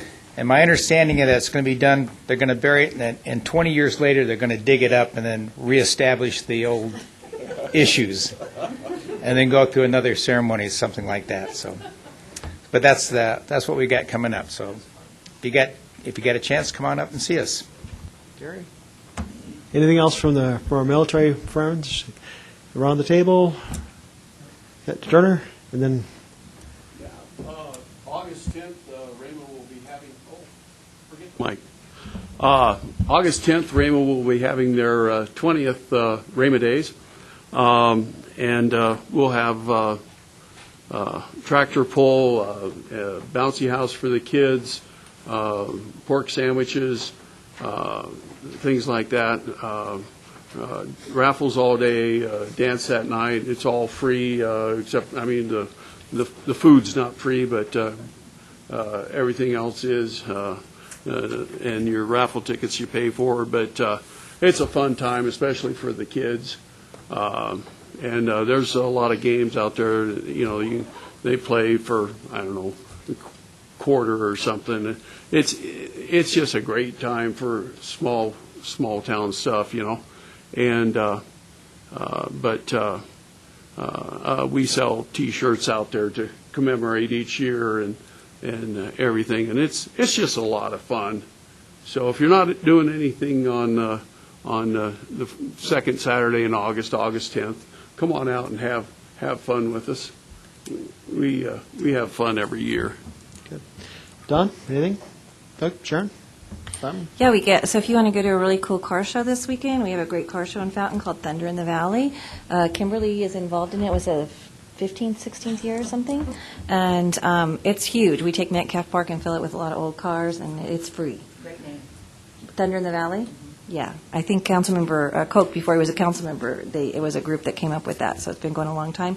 And then PPIR is doing a ton of stuff this year. If you're looking for friends that are coming in the area, they have times where you can go down and drive the racetrack. They have, I'm on their website, Trunk It. But I'm really excited about the Tiny House Festival. They're expecting about 20,000 people there. And at the same time on the infield, they're having what they call a junk fest. And I don't think it's junk. I think it's like cool stuff people decorate their houses with nowadays. Okay, I don't know. So anyways, they're expecting about 10,000 people for that. So we're really excited. And so go to PPIR, a ton of stuff to do, and gas up in Fountain on your way in or out, right? So, all right. Thank you. You're welcome. Anything? No? A couple events coming up in Palmer Lake August 3rd is the Chautauqua, the annual Chautauqua, and there's going to be a lot of learning events going on throughout town. And we're going to lead off the day with a triathlon, and it's a T-R-Y athlon. So it's a 500-yard sup across the lake on paddleboards, and then whatever they hand you for the run, so like a tricycle, a scooter, whatever you get down the trail, and then a hobble to the finish, a 250-yard run to the finish, and then it's going to go out into the Chautauqua and teach kids about the history of Palmer Lake. And there's a Facebook page for the Chautauqua and a Facebook page for the triathlon, and it's August 3rd. Tyler. Of course, right now is Green Box in Green Mountain Falls, and we've got some fabulous programming that's started on the 4th and continues through this weekend, but we also have the world-renowned sculpture artist, and her latest work is Up Above Our Lake by Janet Eichelman, and as many of our pieces that visit Green Mountain Falls, this particular piece just was taken down and uninstalled in Beijing and is now being brought to the metropolis of Green Mountain Falls. And similarly, a number of years ago, we had Cloud City, which was a huge structure that was displayed previously to Green Mountain Falls on the roof of the Met in New York City. So like most of these pieces, they're world-renowned pieces that come and visit Green Mountain Falls, so please come up. And best time to see it is really at dusk. It's a spectacular lighted display, and it's just beautiful. But there's also a lot of programming going on. Additionally, on the 27th will be our I think it's 74th or so annual Bronc Day event with, of course, a pancake breakfast benefiting the fire department. So please come and donate lots. And then one of the only parades I've ever heard of or have seen that goes both directions. We go down, turn around, and come back. So that's worth seeing unto itself. But that's on the 27th. Come join us. All right. That's right. That's yeah, right. really. I can't compete with any of that. Hey, Mr. Chair, if you can't have fun in this community, you just don't know how to have No, fun. you aren't. Yeah, you haven't been here long Yeah. enough. Exactly. Well, real quick, tell our county fair is July 27th, August 4th. This is our 120th anniversary. That would put us in May of 1899. Cripple Creek was a very different town back then, our county seat. There were 30,000 people living in Cripple Creek. There are about 1,200 there today. So, 30,000 people. Imagine that traffic. Most of it was on Burro back then. We had 5 railroads serving Cripple Creek back in by the turn of the last century. It was the largest municipality. It exceeded the size of Denver in 1910. That was Cripple Creek, Colorado. Yes, yeah. So that's it for Teller. Come up and join us. There's a lot of things going on in the area, obviously. And anything else for the group? It is 11:30. We're adjourned.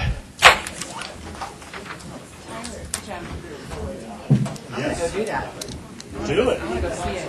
It is incredible. And then there's a highway out down there that takes you up to like Crystal Creek.